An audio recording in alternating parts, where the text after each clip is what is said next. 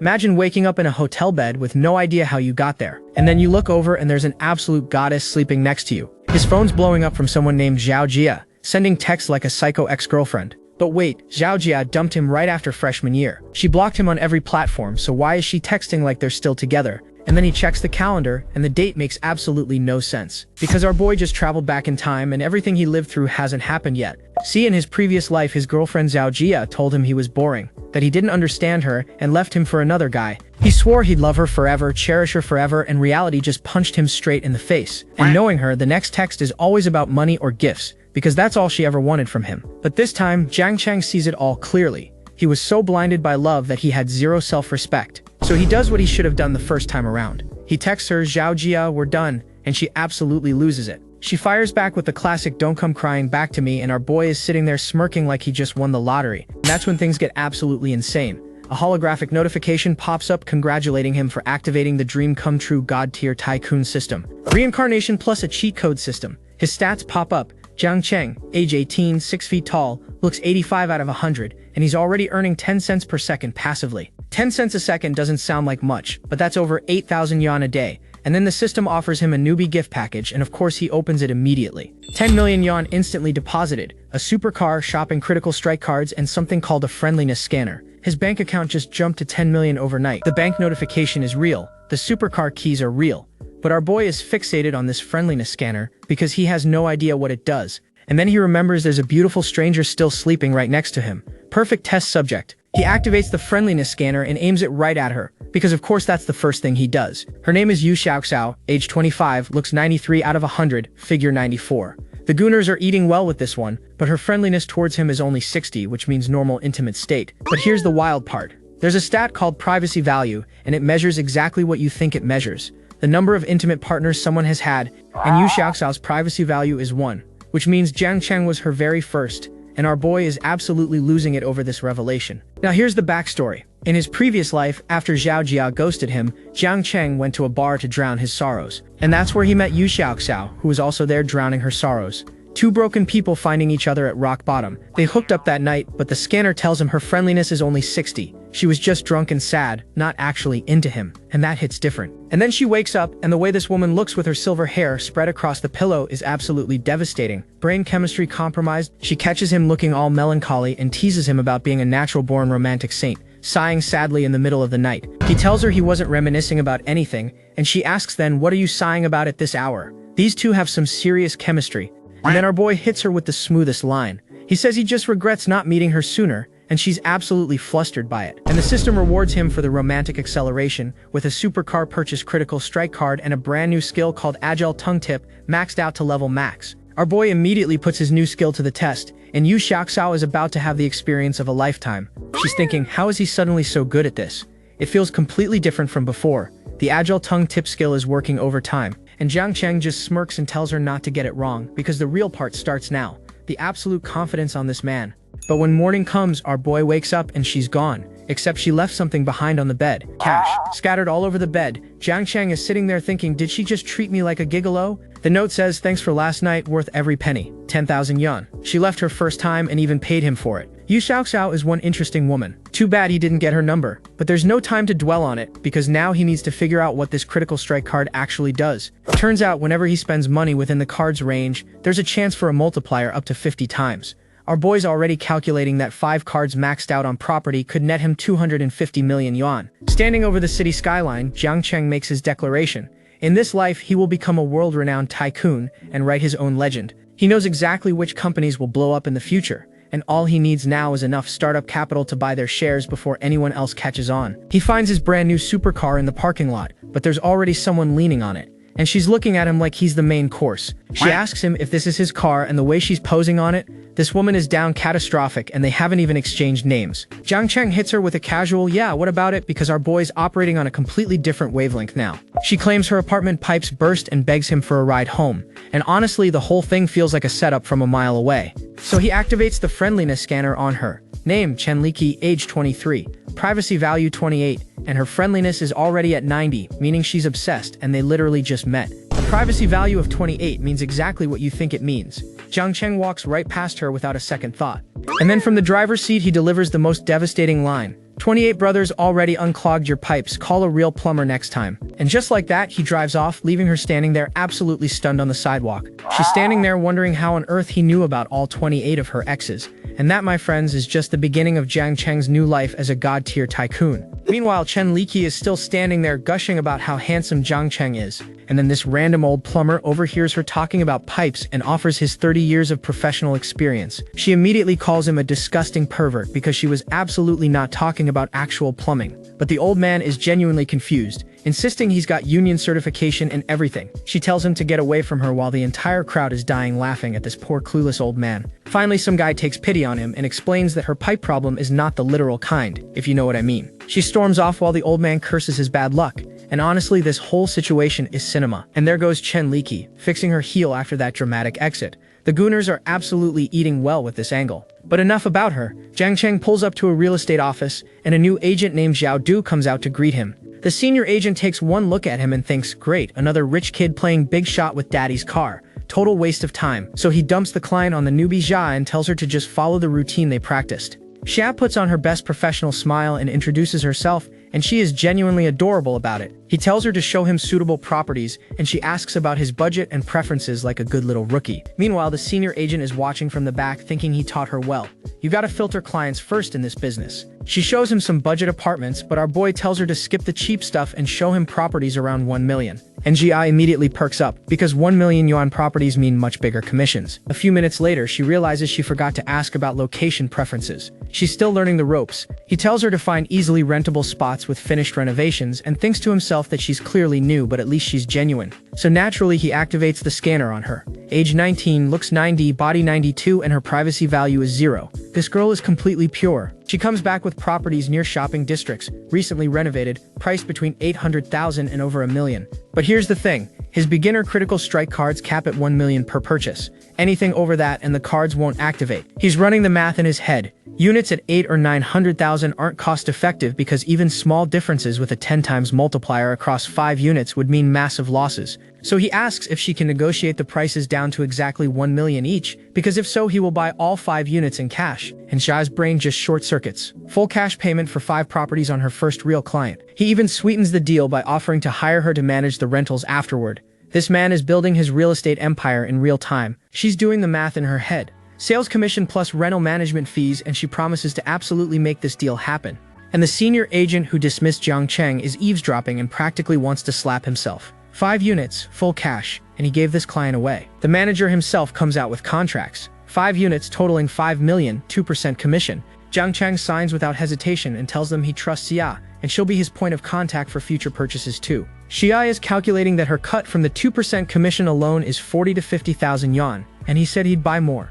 What kind of tycoon is this guy? And then the critical strike cards go absolutely insane. 35 times, 50 times, 45 times, 5 cards, and the total return is 230 million yuan. He levels up to level 6, his income jumps to 0.8 yuan per second, and he's sitting on 230 million from a 5 million investment. He's thinking this cheat-powered life is so different from his last one, and since that's the case, why not splurge a little? He calls Xia over and she innocently asks, "What's up, boss?" And the way she says it is honestly kinda cute. But it's actually the manager who pulls her aside and tells her to take Jiang Cheng to dinner tonight to build a good relationship. And Xia looks absolutely terrified. And Xia immediately imagines the worst-case scenario, which the author is more than happy to illustrate for us in vivid detail. She's so flustered she can barely speak. This poor girl's imagination went from 0 to 100 real fast.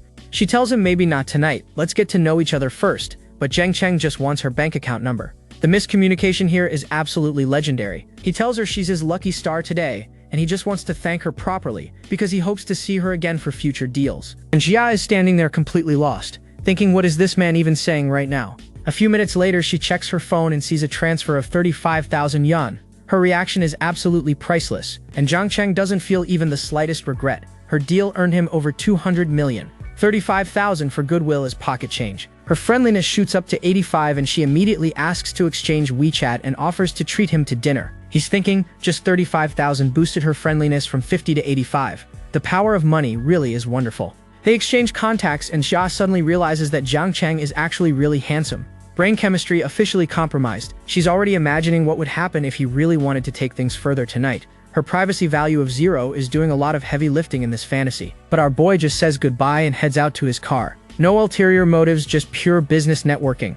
And Jia literally runs after him because apparently her feelings caught up faster than her brain could process. But he's already in the supercar waving goodbye, promising a next time. And she's standing there wondering what just happened to her heart. Jiang Cheng heads home and calls out to his mom like the good son he is. Time for a wholesome family moment. His mom has his favorite chilled watermelon ready, and his dad asks about his graduation trip plans. Normal family vibes for a secret multi-millionaire. He tells them he wants to visit Shanghai and scope out Shanghai University. Of course, he already knows exactly what investments are waiting there. His dad approves and says mom will transfer him travel money.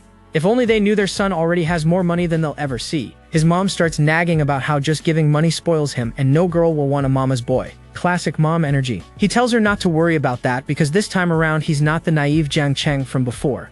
This time she'll definitely get a good daughter-in-law. Next day, he's crammed into an economy class seat on the plane to Shanghai because he booked last minute. Even tycoons make rookie mistakes. He tries to squeeze past someone to get to his seat, and that's when he spots a very familiar face. It's Zhou Ying, and she's looking absolutely stunning in a casual white tee and jeans. Sometimes fate just puts people on the same flight, and of course their seats are right next to each other. He says this is his seat, and she says what a coincidence, same row. The universe is shipping these two. She heads to her seat, and let me just say, the author knew exactly what they were doing with this angle, built like a Renaissance painting.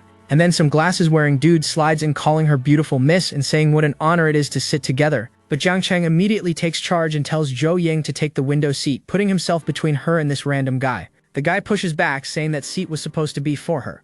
And you can tell he's not happy about losing proximity to the pretty girl. Jiang Cheng hits him with the coldest response. They're together. And since when do couples report their seating arrangements to strangers? Glasses guy asks Zhou Ying why she's headed to Shanghai, and she casually says it's work-related. She's keeping things vague on purpose. She turns to Jiang Cheng and asks what about him, and the way she looks at him is enough to compromise anyone's brain chemistry. He says he's just traveling with nothing to do, and she says how nice, a vacation. These two are vibing hard. Glasses guy introduces himself as Qian Shen, says he just graduated after repeating a year. He's trying so hard to stay relevant in this conversation. Then Qian Shen starts flexing about his dad's hotel and offers Zhou Ying a ride from the airport. The simp energy is off the charts and she's completely speechless.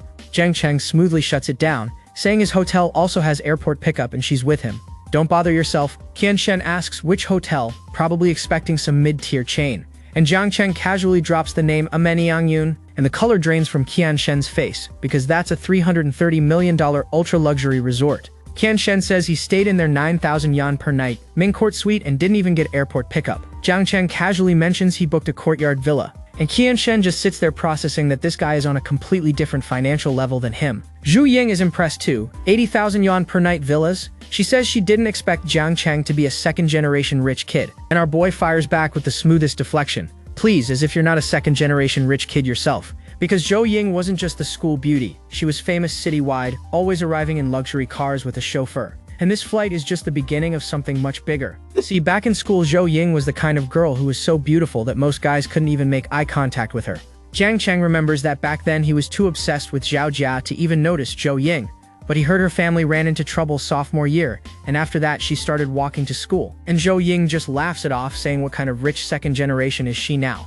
The fall from grace hit different, and Jiang Cheng immediately realizes he just put his foot in his mouth by bringing up the rich kid thing. His brain is screaming at him to change the subject immediately, so he pivots hard and they start reminiscing about their school days together. Smooth recovery if you ask me, and Zhou Ying is genuinely laughing about how interesting their school used to be. That smile though, absolutely devastating. Now that the awkwardness is gone, Jiang Cheng pulls up her stats. Appearance 96, figure 96, 0 past partners, and a friendliness score of 75. And then it hits him. In this flashback, he's just casually drinking water in class, and Zhou Ying is watching him from behind. Could she have been paying attention to him this whole time? Time flies, and before you know it, they've landed in Shanghai. Jiang Cheng introduces himself to the hotel pickup, walking side by side with Zhou Ying like it's the most natural thing in the world. And waiting for them is his private butler, Wang Yuyan. And let me just say, the Amenyangyun knows exactly what kind of service experience they're delivering. This woman is built like a whole fantasy come to life. Jiang Cheng asks Zhou Ying where she's staying, and she says a friend's place in Pudong, the opposite direction.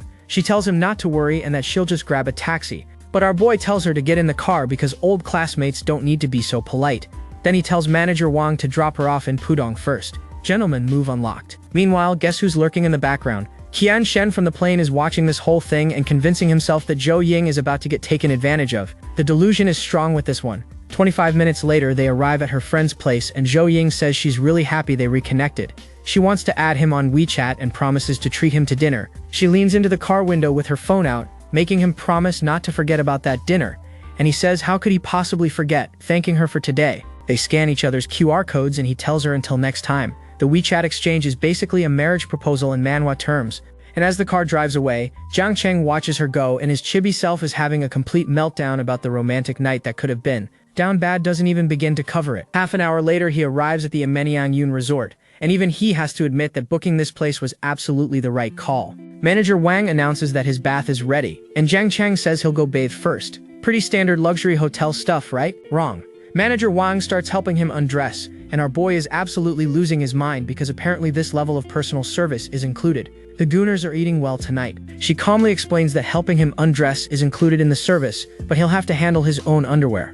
The professionalism to casualness ratio here is absolutely wild. So now he's standing in this gorgeous private hot spring in just his underwear while she sits by the pool. And he's trying to protest, but the words aren't exactly coming out. She explains that back scrubbing is also part of the service, but the actual bathing part is on him. The way she says it with that smile is doing things to everyone's brain chemistry. And now she's actually scrubbing his back and he's thinking about how attractive Manager Wang is and whether there might be any special services available. His thoughts are entering dangerous territory. And then Manager Wang starts lowering herself closer to the water, saying they're only doing this because they get along. The vibes in this hot spring are absolutely unhinged right now. She notices he's burning up and innocently asks if the bath temperature is too high. Spoiler alert, it's not the bath that's making his temperature rise. And our boy has to physically snap himself out of it, thinking, what the hell am I even thinking right now? His face is completely red and it's not from the steam. Manager Wang casually mentions that the hotel is hosting a VIP reception event tonight with an auction, and asks if he'd be interested in attending as a super VIP guest. He asks what the theme is.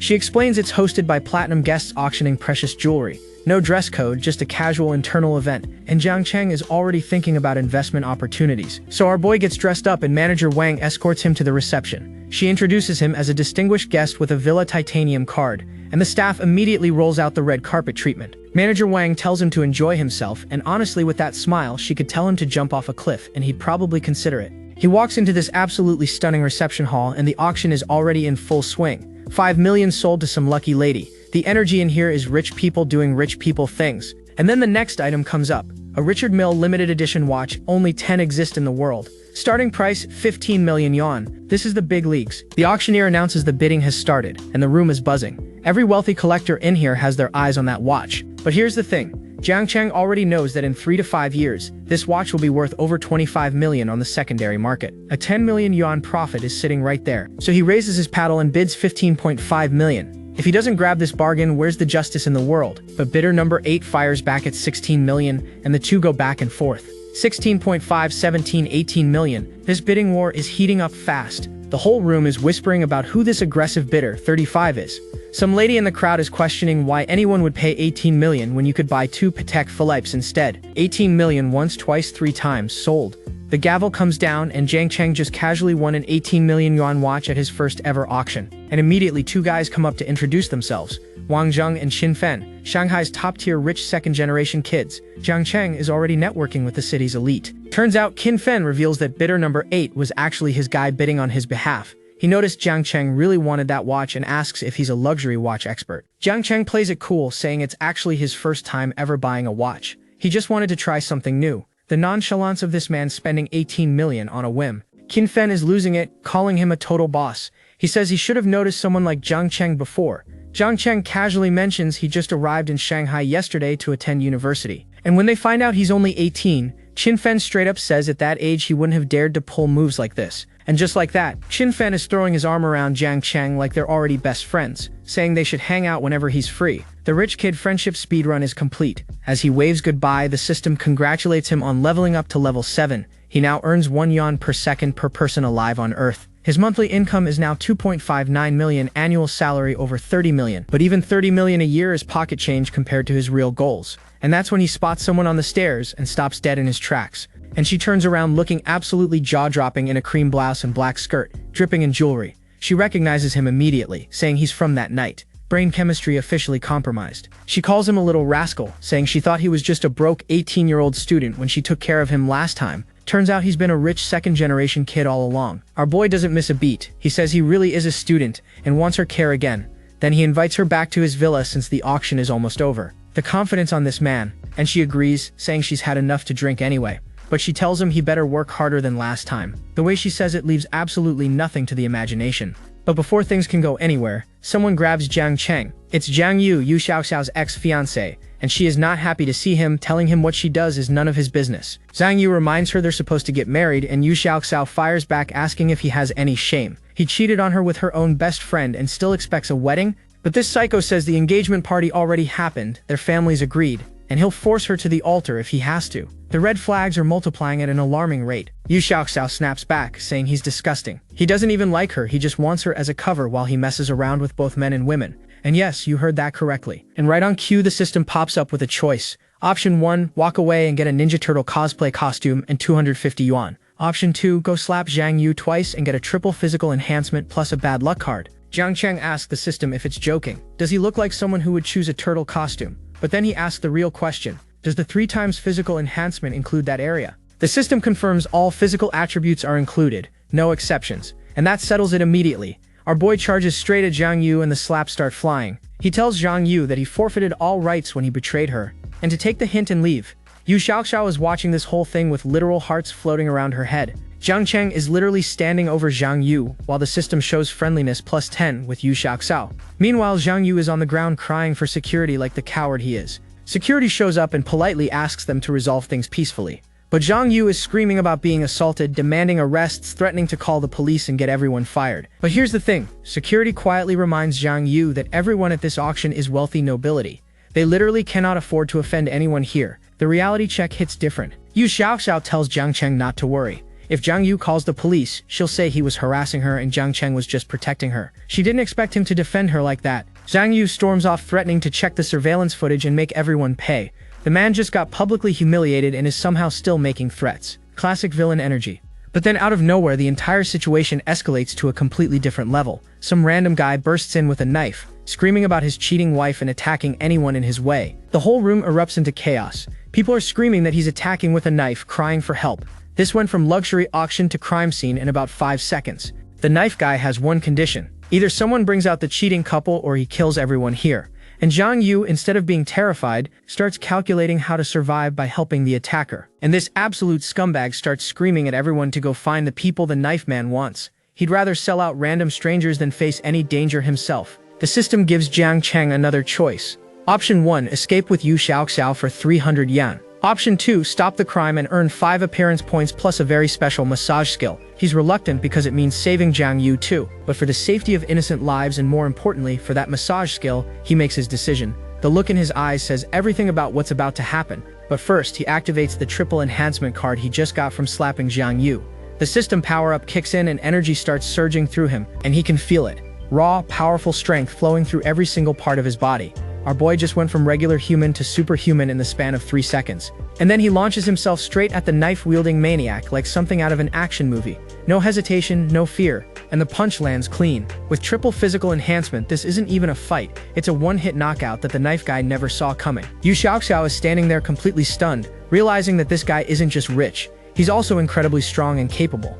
And Zhang Yu, the man who was just screaming at everyone to sacrifice strangers to save his own skin, is standing there absolutely terrified. Because the guy who just slapped him around also happens to be a one-man army. And just like that, our boy is standing over the knife guy like it was nothing. The whole lobby in shock. The crowd is losing it, everyone calling him handsome and brave, saying he took the guy down in just 2 moves. The police show up and immediately thank Jiang Cheng for his heroic actions. But Zhang Yu, still on the ground, is screaming that he wants to report an assault. This man just watched someone save the entire room, and his first reaction is to cry victim. The audacity is honestly impressive. The officer turns to ask if the assault claim is actually true, and everyone's watching to see how this plays out. But Yu Xiaoxiao steps up looking absolutely stunning and tells the officer that Zhang Yu was trying to force her into a marriage. And the system pops up showing Yu Xiaoxiao's friendliness has hit 90. She has helplessly fallen for him. Our boy just speedran a relationship. Jiang Cheng pulls her close and promises he won't let that scumbag Zhang Yu bully her anymore. The smooth factor is off the charts right now. The police rule it a misunderstanding over an emotional dispute,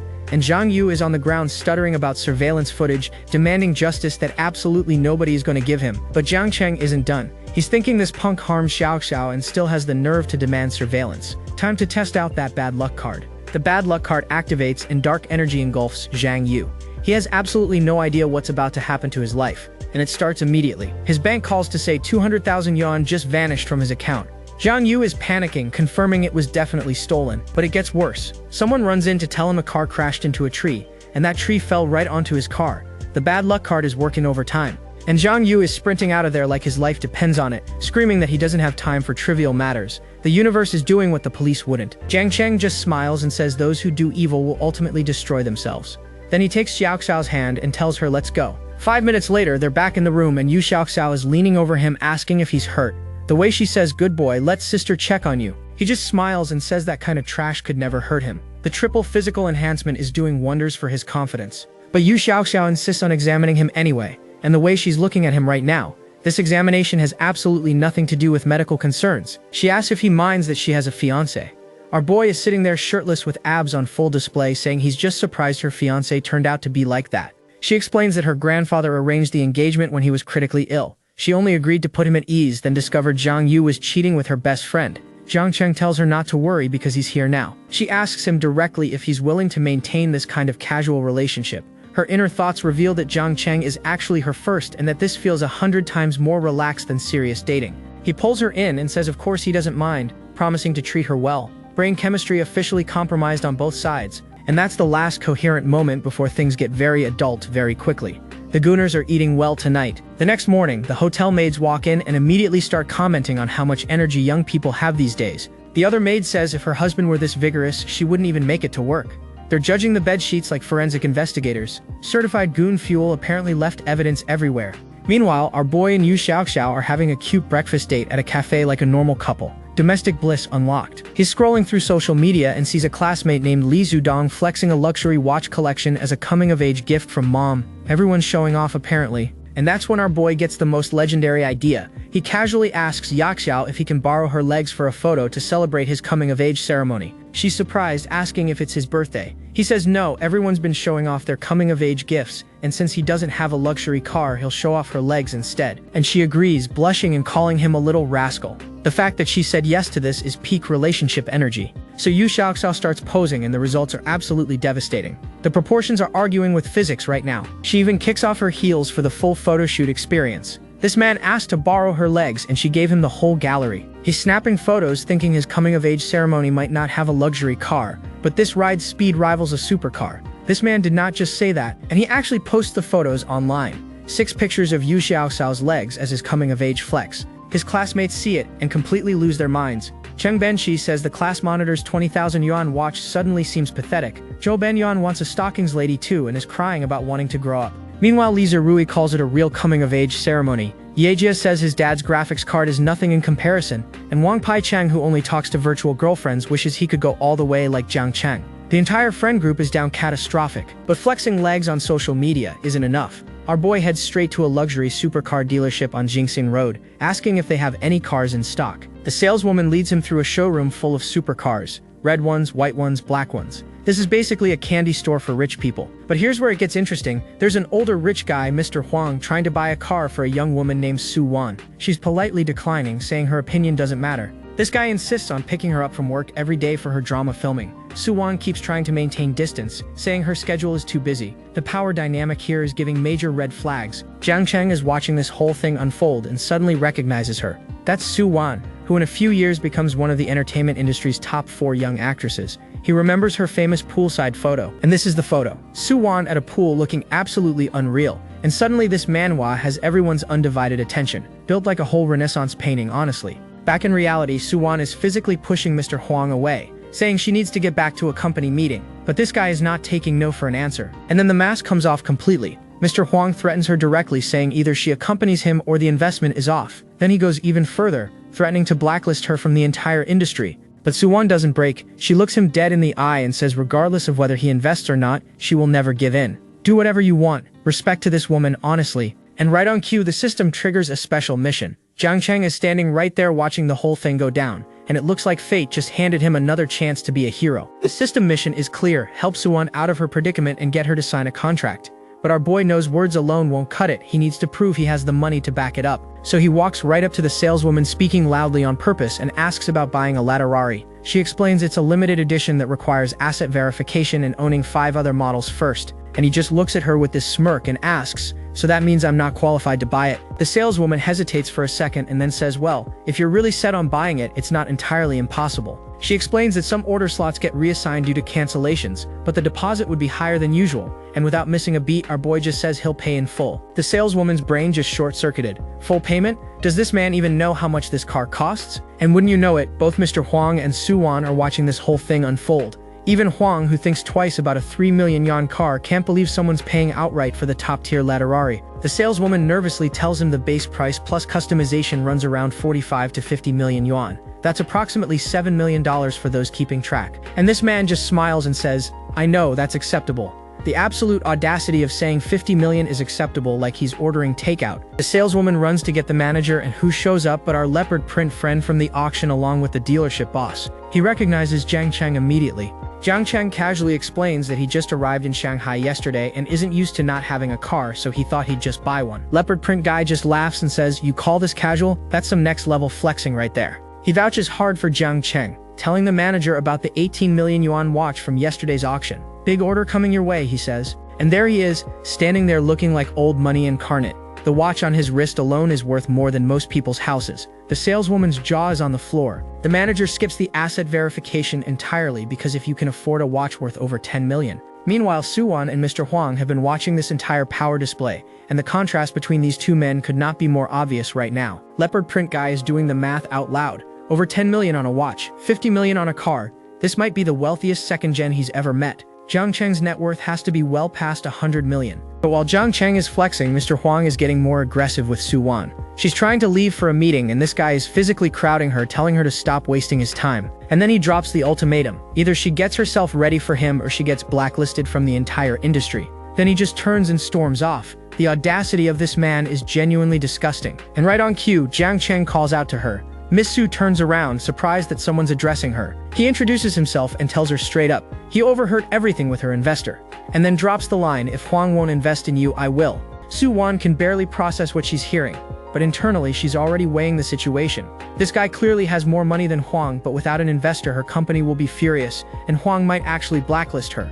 He tells her he's busy today, but they can discuss the investment details tomorrow. Su-won eagerly asks if they can exchange contacts, and you can tell she's genuinely relieved. They scan each other's WeChat, and Su-won says she'll see him tomorrow. Just like that, phase 1 of the system mission is complete. Now back to the car situation. Jiang Cheng asks how soon he can get the Latterari, and the manager says it'll take about a year at the earliest. A whole year? Our boy is clearly not thrilled about that timeline. When you've got system money burning a hole in your pocket, but Leopard Print Guy has a solution. There's an exclusive car show happening at the Bund in a few days where all the supercar brands will be showcasing. Jiang Cheng agrees to check it out. Scene change, and Yu Xiaoxiao shows up looking absolutely devastating in a pink designer dress at what appears to be a fancy restaurant. Brain chemistry compromised all over again. She's leading him to their table, recommending the crab roe fried rice as the house specialty. Domestic bliss continuing at maximum capacity. The food spread is absolutely insane. Braised fish, roasted duck, multiple specialty dishes. This is not a casual dinner, this is a full culinary experience. But our boy looks at this entire spread and says the only thing he wants to eat is her. The riz on this man is absolutely unmatched. Xiaoxiao tells him he wore her out last night and needs a few more hours of rest. The gooners are getting fed again, and the evidence is apparently still showing. These two are giving full power couple energy right now. The way they look at each other, this casual arrangement is feeling less casual by the minute. She calls him hubby and leans in for a kiss. He says he likes that and agrees to let her rest a bit longer. We have officially exited the casual zone. Over dinner, Jiang Cheng brings up Su-won. Xiaoxiao confirms she's an artist at her company, and you can already tell where this conversation is headed. And then Xiaoxiao just asks him point blank, Jiang Cheng, you like Su-won, don't you? No beating around the bush with this woman. He plays it cool, says he wouldn't say he likes her, just happened to run into her. Then he asks what Xiaoxiao thinks of her potential as a talent. Xiaoxiao admits that while the company doesn't pay much attention to Su-won right now, she has genuinely good qualities and real development potential. And then she drops this bombshell. She tells him if he likes Su-won, she can help, and he can come to her anytime he needs, and she won't have any objections about other women. The harem route has been unlocked. He pats her on the head and tells her not to worry, that whether it's her or anyone else, as long as they're his woman, he'll treat them all well. This man really just said that with full confidence. He reveals his plan. He wants to sign Su-won to a contract and fund her projects. Xiaoxiao explains that breaking her current contract would cost millions in penalties, plus he'd need to establish an entire company. He tells Xiaoxiao to handle operations once the company is set up, even offers her shares. But internally, he already knows the system will fund everything, and with the right resources, Suwon becomes a top actress within 2 years. Xiaoxiao immediately refuses the shares, saying she'll only handle management and just wants a high salary. But inside she's thrilled because jumping from department head to company executive puts her influence on a completely different level. He calls her silly and says between the two of them, there's no need for such formality. This man is building a business empire and a harem simultaneously, and that's when Xiaoxiao starts crying. She tells him before they met, her life felt meaningless, just waking up every day being pressured into marriage. He made her feel what it's like to actually be alive. They share a tender embrace at the table, and right on time, Suwon messages asking to confirm tomorrow's meeting details. Zheng Cheng just smiles, thinking that Suwon seems quite anxious to meet. 2 women invested, a company in the works, and a 50 million yuan car on order. Our boy is speedrunning the good life. Suwon shows up right on time, greeting Zhang Cheng as he pulls up in that yellow sports car like it's a taxi. She hops in looking absolutely gorgeous, and he asks where they're headed. Lujiazui Baiyue Hotel, business meeting with style. They sit down and Zhang Cheng asks about the drama she's been planning. Suwon laughs it off, saying it's just a small web drama with a budget of 5 million. 5 million? Our boy instantly loses all enthusiasm. What kind of quality drama can 5 million produce? But Suwon makes her pitch. Low costs, quick returns, and the plot has real potential. She even offers to show him the script first. He waves it off and says no need. He only cares about investing. Suwon is genuinely confused. You don't even want to see the script? He tells her if she's worried, he can transfer the investment money right now. Suwon can barely process this. In all her years in the industry, she's never even heard of an investor like this. But here comes the catch. He has one condition. She has to sign with his company as an artist. Suwon panics a little, reminding him her contract hasn't expired, and breaking it means paying a massive penalty fee. He just says, that's not a problem. And that's when Suwon's guard goes up. She's thinking, I'm not some naive young girl.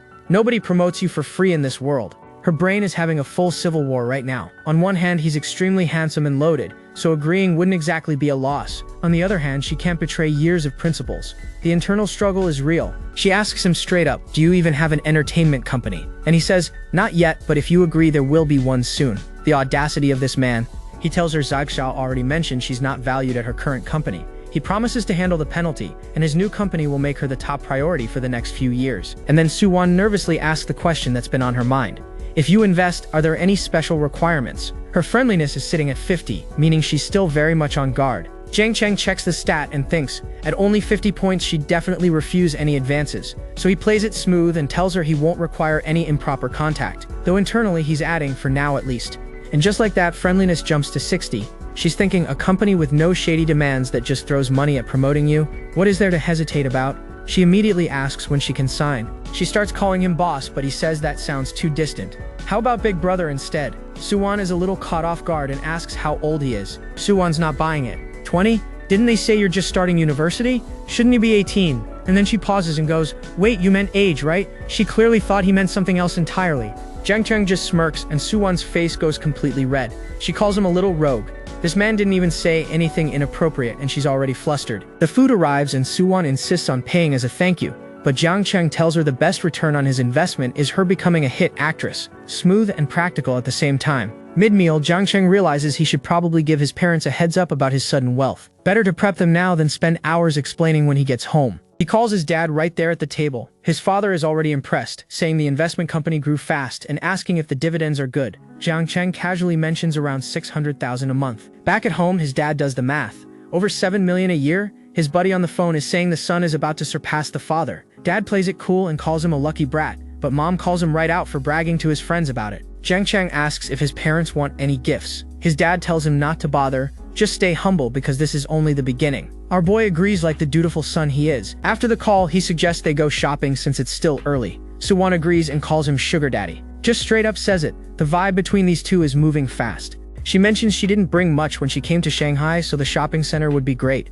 He says no problem, and just like that they're heading out. They arrive at what is clearly a high-end luxury store, and a saleswoman immediately greets them, asking if they have an appointment. Because of course you need a reservation to spend money here. And who do they bump into at the store? Suwon recognizes someone and greets her. Senior Lin Ru, what a coincidence. Suwon stumbles trying to introduce Zhang Cheng. She's thinking it might be too early to call him boss, so she just says she's accompanying a friend to look at watches. The Gooners meanwhile are eating well, because the proportions on display here are absolutely unfair. Now let's talk about Lin Ru. She's a popular star, age 27, appearance 90, figure 88. But here's the kicker, the system shows 78 past partners, and the older guy next to her, Wang Hai, is already eyeing Su-wan like a new opportunity. Jiang Cheng is internally doing the math. 78 past partners? She's been around the block quite a bit, and the guy with her must be absolutely loaded to afford that lifestyle. Wang Hai asks who the pretty junior is, and Lin Ru casually dismisses Su-wan as some girl who played a maid in one of her previous dramas. The disrespect is absolutely palpable. Wang Hai introduces himself as a film investment specialist and hands Su-wan his card.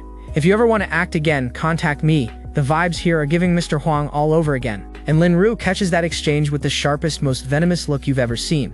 The jealousy is radiating off this woman in waves. Su-wan takes the card politely, but she's no fool. She's thinking these so-called good friends only tag you on social media to ride your popularity. She thanks him and keeps it moving. They get to the actual watch shopping. The salesperson shows them what's available. The popular 7122 series starts at $380,000 for the women's model. Jiang Cheng asks for the price range. Our boy is thinking he needs something for mom, and it should be more expensive. So he casually asks, do you have any women's watches starting at $500,000? No need to show him anything cheaper. The flex never stops with this man. Lin Ru overhears and is absolutely fuming. She had to sweet-talk Wang Hai just to afford a watch here, and this kid calls $380,000 cheap. Wang Hai is doing the mental calculations too. Meanwhile, Su-wan is sitting there pretending to read a magazine, but internally she is living for this moment. Lin Ru always acts high and mighty, and watching Jiang Cheng accidentally humiliate her is the best entertainment she's had in months. Jiang Cheng walks over and asks if she likes any of the watches she's been looking at. Su-wan quickly says no, just browsing, she can't afford it anyway. And right on cue, the system pops up with a random task. Give Su-wan a women's watch. Reward will be based on results. He was already thinking about getting her a gift, so this works perfectly. He tells her if she likes it, he'll get it for her. But Su-wan refuses immediately. She says absolutely not, she'll buy it herself once she earns enough money. This girl has principles and she's sticking to them. Lin Ru is watching this whole exchange, and she's convinced it's all an act. She's thinking, these days everyone window shops, but nobody actually buys. Let's see if he actually follows through. The salesperson brings out the premium models and starts helping Jiang Cheng try them on. The watches are laid out on the table, and one of them looks particularly clean on his wrist. He turns to Su-wan and asks what she thinks. She gives him a soft smile and says it looks all right. The domestic energy between these two is building whether she realizes it or not. He mentions it feels a bit loose, and Su-wan leans in to tighten it for him. Their hands are touching, and the proximity is doing things to both of their heart rates right now. Su-wan realizes something feels off about what he just said. He's only 18, but he's already subtly flirted with her twice today. Her friendliness just jumped to 70 though, so clearly the strategy is working. Jiang Cheng sees the friendliness bump and confirms his theory. When women say no, the number still goes up. He stands up confidently and tells the salesperson to wrap up both watches. The salesperson's jaw nearly hits the floor. Both watches? As in, the two luxury timepieces that together cost over 2 million yuan? Lin Ru and Wang Hai are standing there completely stunned. 2 million on watches, just like that. Lin Ru still wants to believe it's fake, but deep down she knows she just got absolutely outclassed. Jiang Cheng asks Su-wan to help him pick between two women's watches because he's getting one for his mom. The salesperson explains this one has 450 diamonds totaling 2.5 carats, priced at 883,000 yuan. The other one is 850,000. Su-wan goes to take off the watch she tried on, but Jiang Cheng stops her and tells her to keep it. It's hers now. She immediately protests, saying it's way too expensive, and she really shouldn't accept something like this. But our boy is smooth about it. He says it's a small token with no obligations, and the payment's already been processed so it can't be returned. She tries one more angle, saying just give both to his mother. He laughs and says his mom is in her 60s and the young lady style would make her a laughingstock. Consider it a welcome gift since they'll be colleagues soon. Then he hits her with the look. Are you really refusing my gesture right now? Su-wan is internally panicking. She's turned him down again and again in front of everyone, and he is going to be her boss. Her friendliness just jumped to 75, so clearly the pressure worked. The total comes to 4.39 million yuan. And the store is so grateful they hand him a complimentary gift on top of everything. Meanwhile, Lin Ru is absolutely losing it on the inside. A nobody like Su-wan gets an 850,000 yuan watch while her own status is higher but her watch is worse. She has the audacity to ask why they didn't get a complimentary gift too. The salesperson politely tells her that particular gift is not available for them. Wang Hai is fuming internally. His entire plan was buy Lin Ru a watch, romantic dinner, then hotel. And this kid completely destroyed the mood. He tells her they're leaving. The salesperson asks if Lin Ru still wants her timepiece. She says they'll talk about it next time and walks out completely humiliated. And that's when the system pops up. Mission complete. Because Su-wan's friendliness kept climbing, the reward evaluation is very high. 1 to 3 times random cashback on everything he just spent. he rolls the 3 times multiplier. 13.17 million yuan deposited into his account instantly. After deducting the 4 million he spent, he's up nearly 9 million, and he's already thinking about getting Suwon more gifts. So naturally, the spending spree continues. They hit up a luxury handbag boutique next. He asks Suwon what kind of bag she likes, and she's already begging him to stop. The saleswoman pulls out the 2 hottest bags of the season without being asked twice. And without a single moment of hesitation, he snaps and says perfect, he'll take them both. This man does not know how to buy just one of anything. The total comes to 120,000 yuan, and he's now a valued member. At this rate, he's collecting luxury memberships like they're free samples. Suwon is genuinely speechless. She's thinking the boss is operating on a completely different level from everyone she's ever met. On the drive back, Suwon thanks him for everything and invites him up to her place for a drink. He asks, "Just water?" She says wine is fine too. He says he'd better not, because if he stays for drinks he might accidentally charm her. She calls him full of himself, but the smile says she doesn't entirely mind. She gets out with all her shopping bags, tells him to get some rest, and thanks him for keeping her company today. Just a sweet little wave goodbye. And as she walks toward her building, she's thinking he really didn't try to come upstairs at all. He's actually a genuinely good person. Friendliness just hit 80, which is huge. Meanwhile, our boy is doing the math in his head. 80 points means secret crush territory. He's grinning to himself, thinking Suwon will be his sooner or later. The confidence on this man is unshakable. Half an hour later, he arrives at the Yun Hotel, where a very attractive manager welcomes him home. And the gooners are absolutely feasting because the proportions on this woman are criminal. She's internally thinking about how rare premium clients are. He booked a courtyard villa for a full week straight, and she is determined to provide impeccable service. Our boy is casually doing laps shirtless and asks manager Wang if they serve any particularly unique dishes, specifically the kind that are exceptionally expensive. She lists off their restaurant options: Chinese, French, Italian, and Japanese, all to the highest standard. And the way she's sitting right now is making this scene very difficult to focus on. The specialties include yellow-lipped fish and alba white truffles. This man is eating like royalty while casually spending money to make even more money. And then he casually asks her to arrange a massage, because swimming, champagne, and gourmet food apparently weren't relaxing enough. Manager Wang says of course, and suggests they proceed to his room for the massage. The blush on her face is telling a story all by itself. She gets ready for the massage session, and the visuals here are making it abundantly clear why this is considered a premium service. The gooners are being fed a 5-course meal right now. Jiang Cheng thought it would be a simple shoulder rub, but it turns out to be a full aromatherapy massage. The surprise on his face is priceless. She tells him to close his eyes and relax because the spa treatment is their specialty. And the way she's looking at him right now is absolutely not just professional courtesy. The massage gets underway, and the imagery here is doing some extremely heavy lifting. We'll just leave it at that. Our boy is completely melting into the sheets right now. The flower effects floating around him are telling you everything you need to know about how good this feels. And the view from his perspective right now is absolutely devastating. This is certified goon fuel, and the replay value on this scene is through the roof. But let's circle back to one more key moment from the watch store. Jiang Cheng asks Suwon to try on the diamond watch, and she looks absolutely radiant wearing it. He casually remarks both watches are much better than that 380,000 yuan model. And Lin Ru, who is eyeing that exact model, walks right up looking ready to explode. But our boy doesn't even acknowledge the drama. He just tells the salesperson to wrap up both watches and hands over his card like it's nothing.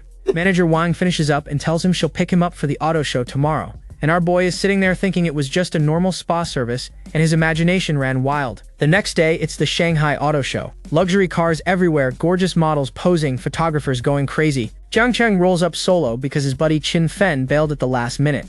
But honestly, he doesn't need anyone to help him spend money. He scopes out the cars, and the most expensive one is only 2.2 million yuan. His reaction: cheap. Way too cheap. This man's standards have been permanently ruined. But then he notices some familiar faces in the crowd. Zhang Yun, Xu Ya, Li Shudong, Cheng Shipeng, all his old high school classmates just standing right there. And that's when the guys realize something wild. Their old classmate Zhou Ying is here, and her job in Shanghai is working as an auto show model. And there she is. Zhou Ying in a burgundy dress, looking absolutely devastating. The gooners are eating extremely well right now because the proportions on this woman are arguing with physics. One of the guys wants to pick Zhou Ying up after work, but Xu Ya is already being catty about it. She says Zhou Ying turned down their graduation trip invite and clearly thinks she's too good for them. And Zhou Ying heard every single word. The look on her face says it all, but she stays quiet. Because what are you even supposed to say to that? And then Jiang Cheng walks up waving. He's wondering how all his high school classmates ended up at the same auto show in Shanghai. They're shocked to see him since apparently nobody told him about this trip. And our boy is looking clean. The LV scarf, the confidence, the glow-up is undeniable right now. But here's the thing. Li Shudong reveals they intentionally left Jiang Cheng out of the graduation trip. And now he's annoyed they accidentally ran into him. The audacity on this guy. Cheng Shiping just laughs it off and points at Li Shudong, telling Jiang Cheng he'll have to ask him about why he wasn't invited. At least someone here isn't completely fake. The girls are immediately noticing the glow-up. They're saying it hasn't been that long since they last saw him, but he looks way more handsome now. They're literally asking if he got work done in Shanghai. Cheng Jipang jokes that Jiang Cheng is still not as good-looking as him, but even his voice sounds better now.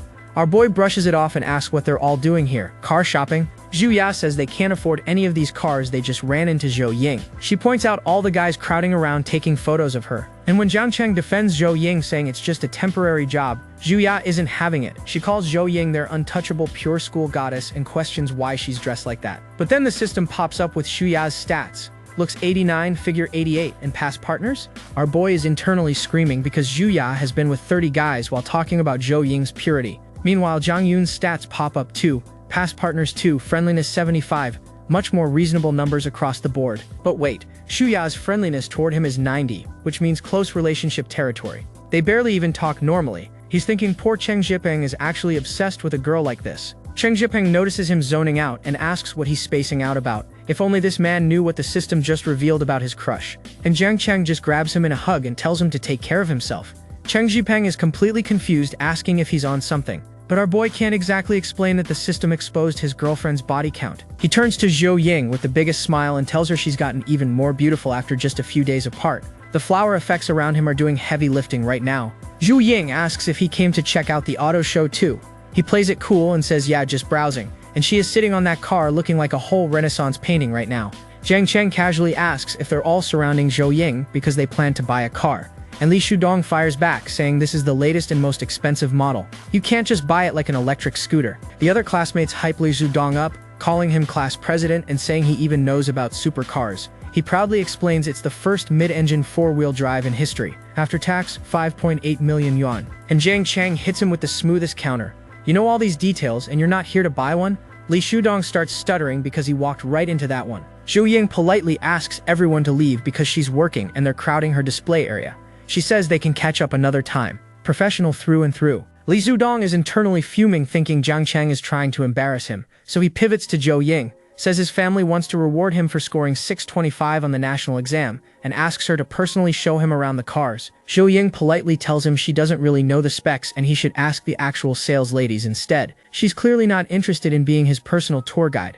Li Shudong insists he's more comfortable asking her since they're old classmates. And that's when Jiang Cheng drops the bomb, calling him out for using car shopping as an excuse to chat up the goddess. Absolutely ruthless. Li Shudong gets defensive and snaps back. He says buying a car isn't like shopping at a convenience store, then challenges Jiang Cheng to buy one himself if he's talking so casually. And the smirk on our boy's face right now is telling you everything. But then the auto show manager walks over and scolds Zhou Ying for chatting during work hours. He reminds her they're not paying her 2,000 a day to socialize. Jiang Cheng tells Li Shudong to go learn about cars somewhere else since he just got Zhou Ying in trouble. Li Shudong explodes, accusing Jiang Cheng of deliberately targeting him and demanding to know which car he's actually planning to buy. And that's when the manager spots Jiang Cheng's watch. His eyes go wide because that is not a broke college student's wrist. He immediately switches gears and offers paint protection film if Jiang Cheng buys the car. Our boy pulls out the black card without a second of hesitation and says he'll pay in full. Just like that. No financing, no thinking about it. Absolute cinema. And every single person in the group short circuits.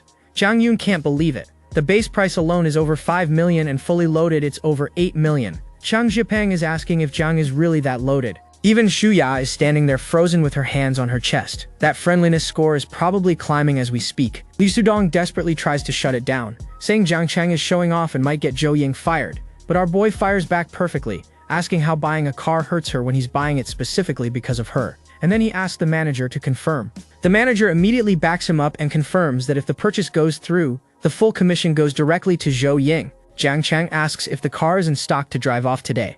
Full payment. Keep it simple. The manager confirms it's available immediately and invites him to the VIP lounge. Zhou Ying is standing right there watching all of this unfold. The payment terminal confirms it. Transaction complete. This man just casually dropped millions on a supercar to prove a point and help out his classmate at the same time. The manager tells Zhou Ying to take excellent care of young Master Jiang. Every single classmate is standing there watching with their jaws on the floor. The man who wasn't even invited on the graduation trip just bought a supercar in front of all of them. And Li Shudong is absolutely cooked. sweating bullets, face twisted, standing next to Shuya who can't even process what just happened. The class president, who knows everything about supercars, just got shown up by the guy nobody bothered to invite. Now the classmates are swarming him. Cheng Zhipeng is asking how he kept such a low profile back in school, and Shuya is practically begging for a ride in the supercar, and her friendliness just hit 95. But Zhang Yun comes in with the reality check, pointing out that Zhang Cheng bought the car for Zhou Ying and supercars only have 2 seats, so there's no room for you, Shuya. And Shuya fires back without missing a beat, saying she'll take the passenger seat since Zhou Ying has to work anyway. Then she adds that as a car model, plenty of guys probably let Zhou Ying ride in their cars every day. The shade is astronomical, and our boy is sitting there on the VIP couch completely baffled, wondering why Shuya's friendliness went up again when he hasn't done anything. He's thinking he really can't stand this type of person. Manager Wang steps in looking absolutely stunning in that burgundy dress, and smoothly agrees that the car really only looks right with Zhou Ying sitting in it. She is built like a whole Renaissance painting right now, by the way. But Shuya isn't done stirring the pot. She asks Jiang Cheng about his breakup with Zhao Jia, and whether it was because of Zhou Ying. And internally, she's thinking if she can't have what she wants, she'll make sure everyone else is uncomfortable too. Pure villain energy. And that bomb lands perfectly. Zhou Ying is visibly shocked hearing that Jiang Cheng broke up with Zhao Jia, saying he was always so good to her. This is clearly news to the school goddess. Our boy stands up right next to Manager Wang and handles it like a pro. He tells everyone his breakup has nothing to do with anyone else, including Zhou Ying, but then casually adds that Zhou Ying is so beautiful any guy would like her. Smooth operator. Then Cheng Zhipeng grabs his wrist and absolutely loses it over the watch, screaming that it's worth over $1 million. He says our boy is literally wearing an apartment building on his wrist, and Jiang Cheng plays it off perfectly, saying they've graduated now and he did well on the college entrance exam, so his family insisted on rewarding him. He couldn't exactly refuse. The casual rich boy act is truly unmatched. Like Sudong, clearly sick of watching Jiang Cheng's flex parade, suggests they go find dinner before traffic gets bad. And Shuya is standing there thinking she knows he's showing off, but there's absolutely nothing she can do about it. But before they leave, Shuya turns around and invites Jiang Cheng to eat with them and go shopping after. She went from talking about Zhou Ying's purity to trying to secure dinner plans with the rich boy real quick. Our boy smoothly declines, saying he has plans tonight, but he tells them they should hang out when everyone's back in Rongcheng, keeping it polite while keeping his distance.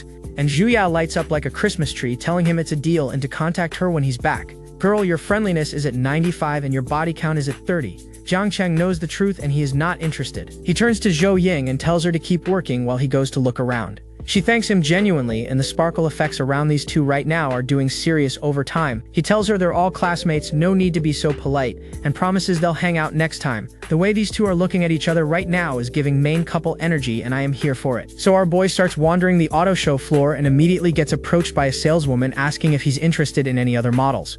When you've already dropped millions, the VIP treatment follows you around. She shows him a pinkish red supercar that's been specially customized for female customers.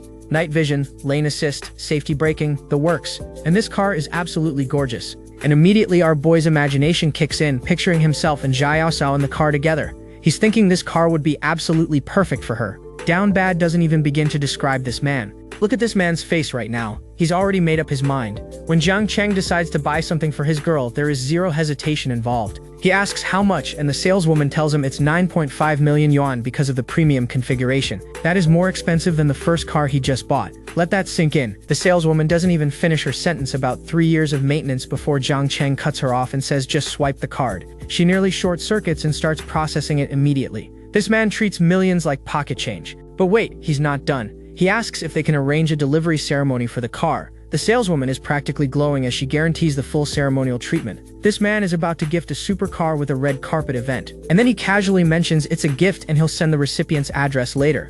2 supercars in one visit. Our boy just dropped nearly 20 million yuan at an auto show like he was picking up groceries.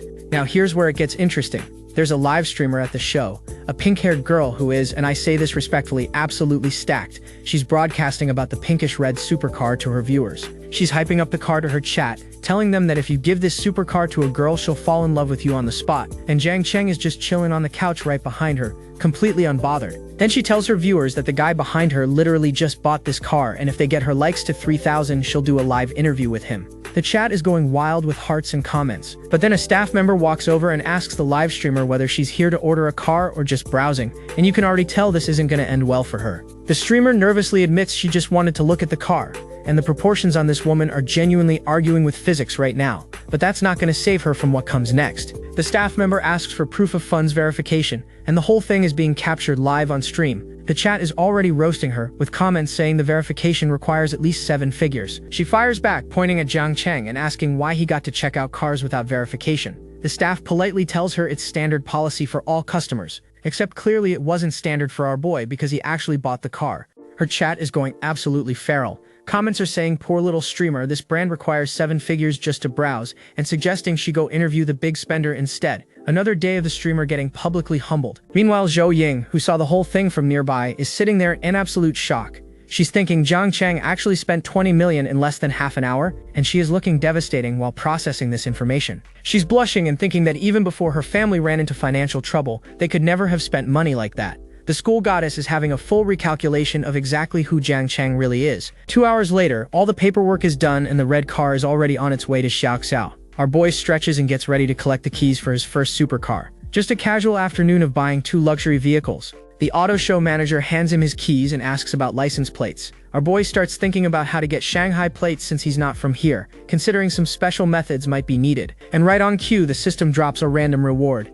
A premium Shanghai license plate JC111 already selected at the vehicle management office with personnel on their way to install it. This system is literally a cheat code. Jiang Cheng just smirks and thinks the system is incredibly thoughtful. JC for Jiang Cheng, 111s for the flex. This man's license plate has his own initials on it like he's a superhero. Sure enough, a government vehicle office worker shows up personally to deliver the plates. Jiang Cheng just says, okay, like this is completely normal and not at all insane. And there it is. The plate reads Shanghai AJC111. The staff are freaking out because it's a local Shanghai plate with his exact initials. They've never seen someone with this kind of pull before. The auto show manager is standing there sweating bullets because getting a personalized Shanghai plate with door-to-door installation is not something normal rich people can arrange. Our boy just casually tells the manager not to overthink it, claiming he pre-reserved the plate number. But the manager is internally screaming that you don't get personal government service from a pre-reservation. The manager is caught between disbelief and flattery, questioning the whole situation but then immediately switching to praising Mr. Zhang's amazing luck and meaningful plate choice. He knows better than to push a client like this. The staff confirms the license plate installation is complete, bowing respectfully next to the car. Everything is handled with maximum VIP treatment, and the manager is having a full existential crisis, thinking Jiang Cheng must be some provincial tycoon's precious grandson or a high-ranking official's relative, because ordinary people simply cannot command this kind of influence. A few minutes later, Zhou Ying finds him and thanks him for everything today, and she is standing there in that burgundy dress looking absolutely devastating because of course she is. She says she's about to get off work and asks if she can treat him to dinner since they ran into each other. The school goddess is making moves and the sparkle effects confirm this is a certified moment. Our boy is about to say yes when suddenly his phone starts ringing, and timing like this in a manhwa means something is about to go very wrong for someone. He picks up the phone and says hello, and the look on his face says he wasn't expecting this caller at all. And it's Cheng Zhipeng, sobbing by the Huangpu River, screaming that he just got dumped and threatening to jump in if Jiang Cheng doesn't come drink with him immediately. Remember Xu Ya with the 30 body count? Yeah, this was inevitable. Both Jiang Cheng and Zhou Ying react with pure shock. So much for that romantic dinner, because our boy has a friend to save from himself right now. So Jiang Cheng apologizes to Zhou Ying and explains that his buddy just got his heart broken and needs a drinking partner. He offers to take her to dinner tomorrow instead, and Zhou Ying is surprised, asking about the breakup with Xu Ya. And Zhou Ying, being the absolute queen she is, just smiles and says, let's make it another day. The way these two are looking at each other right now, the chemistry is off the charts. Our boy walks into the bar and immediately asks Cheng Zhipeng what happened to jumping in the Huangpu River, and Zhipeng already deep into the drinks with crawfish on the table. Zhipeng starts pouring his heart out, screaming that he just found out he was a simp this whole time, a backup option, and Jiang Cheng, calm as ever, just says go on, keep talking. The emotional support friend energy is strong here. He goes on about how Shuya always ordered him around like a servant. But the moment Li Shudong goes to the bathroom, Shuya follows him like a lost puppy without a second thought. This man was never even on the roster. Jiang Cheng, with the patience of a man who has heard enough backstory, just says get to the point. And honestly, same. And here comes the bomb. Zhipeng says he followed them out quietly and caught Shuya and Li Shudong hugging, kissing, and all over each other in the hallway. Our boy is so devastated he's about to crush the glass in his hand. Jiang Cheng hits him with the cold truth. You never even started dating her, so how can you be heartbroken? And Zhipeng, through his tears, asks if he really has to be this sharp-tongued right now. The answer is yes. Yes, he does. Then Jiang Cheng gets serious and tells him straight up, Shuya is no good. Let her go bother Li Shudong, who knows what diseases that guy might catch. And Zhipeng's eyes go wide, asking if Jiang Cheng knows something he doesn't. Jiang Cheng tells him he's heard from friends that Shuya's private life is an absolute mess, and that he tried to hint at this before, but Zhipeng wouldn't listen. Remember the 30 body count from last episode? Shipeng admits his brain must have been squashed back then and says forget it, enough talk, it's all in the drink. He raises his glass for a cheers, and just like that, the healing through alcohol begins. 1 hour later, Zhang Cheng is helping Shipeng into a taxi. Our boy drunkenly promises to come keep him company the next time his heart gets broken, and Zhang Cheng tells him to shut up and go sleep it off. But while Zhang Cheng is waiting for his designated driver, some woman walks up to his car and tells him to step away because it's her boyfriend's vehicle and he can't afford to pay for any damage. And the system stats pop up. Her name is Chen Li, appearance 85, figure 90, and past partners 65. 65. That is not a body count, that is a census. Zhang Cheng just stands there completely unbothered while she immediately backtracks, claiming she's drunk and was just kidding. Then she says he looks so much like her boyfriend. Sure he does. The audacity on this woman is genuinely impressive. And our boy fires back saying she doesn't look anything like his girlfriend. Chen Li is sitting there with her hand over her mouth acting all shocked. But come on, we all know exactly what game she's playing right now. She starts calling him handsome and asking if he knows how to drive a Ferrari with one hand. And Zhang Cheng, who actually owns the car she's talking about, educates her that a high-horsepower rear-wheel drive performance car requires both hands. She picked the wrong flex on the wrong person. Now she's pivoting to gaming, claiming she's amazing at PUBG and knows 10 different ways to get a chicken dinner, and she asks if he wants to play with her. The proportions on this woman are honestly arguing with physics, but with 65 past partners, she is a walking red flag factory. Zhang Cheng just deadpans and says the only game he plays is Honor of Kings. Complete shutdown. This man has the social defense stats of a maxed-out tank build. And right on time, the designated driver arrives. A pink-haired girl in a white dress walks up and asks if he's the one who called. Wait a minute, does she look familiar to you? Because she should. It's the live streamer from the auto show. Her name is Qiao Yining, and she's still streaming. She introduces herself and then realizes he looks familiar, and her chat is going absolutely wild, because they recognize him as the guy who bought the Ferrari earlier today. The crossover nobody expected.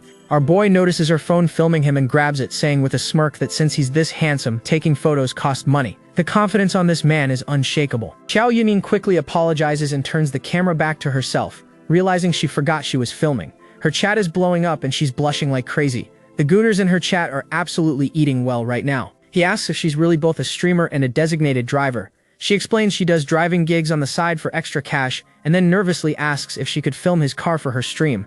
Our boy just shrugs and says he doesn't mind, and she loses her mind. She's telling her viewers she can't believe she actually encountered a Ferrari SF90, the headline car from today's auto show that does 0 to 100 in 2.5 seconds. Her chat is commenting that this license plate isn't something an ordinary family can get, and the chat starts getting spicy. Viewers are commenting that the little streamer might have some indescribable encounter with the Tycoon and leap across social classes. She's standing there blushing while her audience writes fanfiction about her in real time. But hold on, Chen Li hasn't given up yet. She slides back in and offers to be his driver for free, looking absolutely devastating with the sparkle effects going full blast. This woman saw the Ferrari and activated her final form. And Zhang Cheng puts his hand up and says he'll pass on free because that sounds like it could lead to complications. Smart man. With her stats, complications is the understatement of the century. Instead, he turns to Qiao Yining and asks if she can actually drive a supercar, because letting a random person behind the wheel of a 10 million yuan Ferrari is a legitimate concern. She confidently tells him she's test-driven plenty of sports cars and used to be an automotive review blogger, and the system confirms it with her stats, appearance 94, figure 90, and most importantly, past partners 0. That is a clean record if I have ever seen one. No wonder our boy is choosing wisely. They get in the car and she asks if she can live stream while driving, promising to only film herself. He says he really doesn't mind and asks if she does this every day. She explains she just happened to have free time today and picked up the driving gig after streaming at the auto show. He tells her let's go, she says okay, and she sets up her phone to keep streaming. The designated driver/live streamer combo is officially in effect. Qiao Yining is absolutely losing it on stream, telling her viewers she never thought she'd be driving a Ferrari. She's rambling about how the car gets your blood pumping, and she needs to focus. Her chat is asking about the streamer name, and this whole ride is becoming premium content. Meanwhile, Zhang Cheng is watching her stream from the passenger seat and thinking to himself that if it weren't for her past partners showing 0 in his system, the way she talks like a pro would have made him think she was an easy girl. But the stats don't lie. Then he starts scrolling through her stream analytics and scoffs. Decent viewership, but barely any donations. The top donor is only $300 and he thinks that's just pathetic.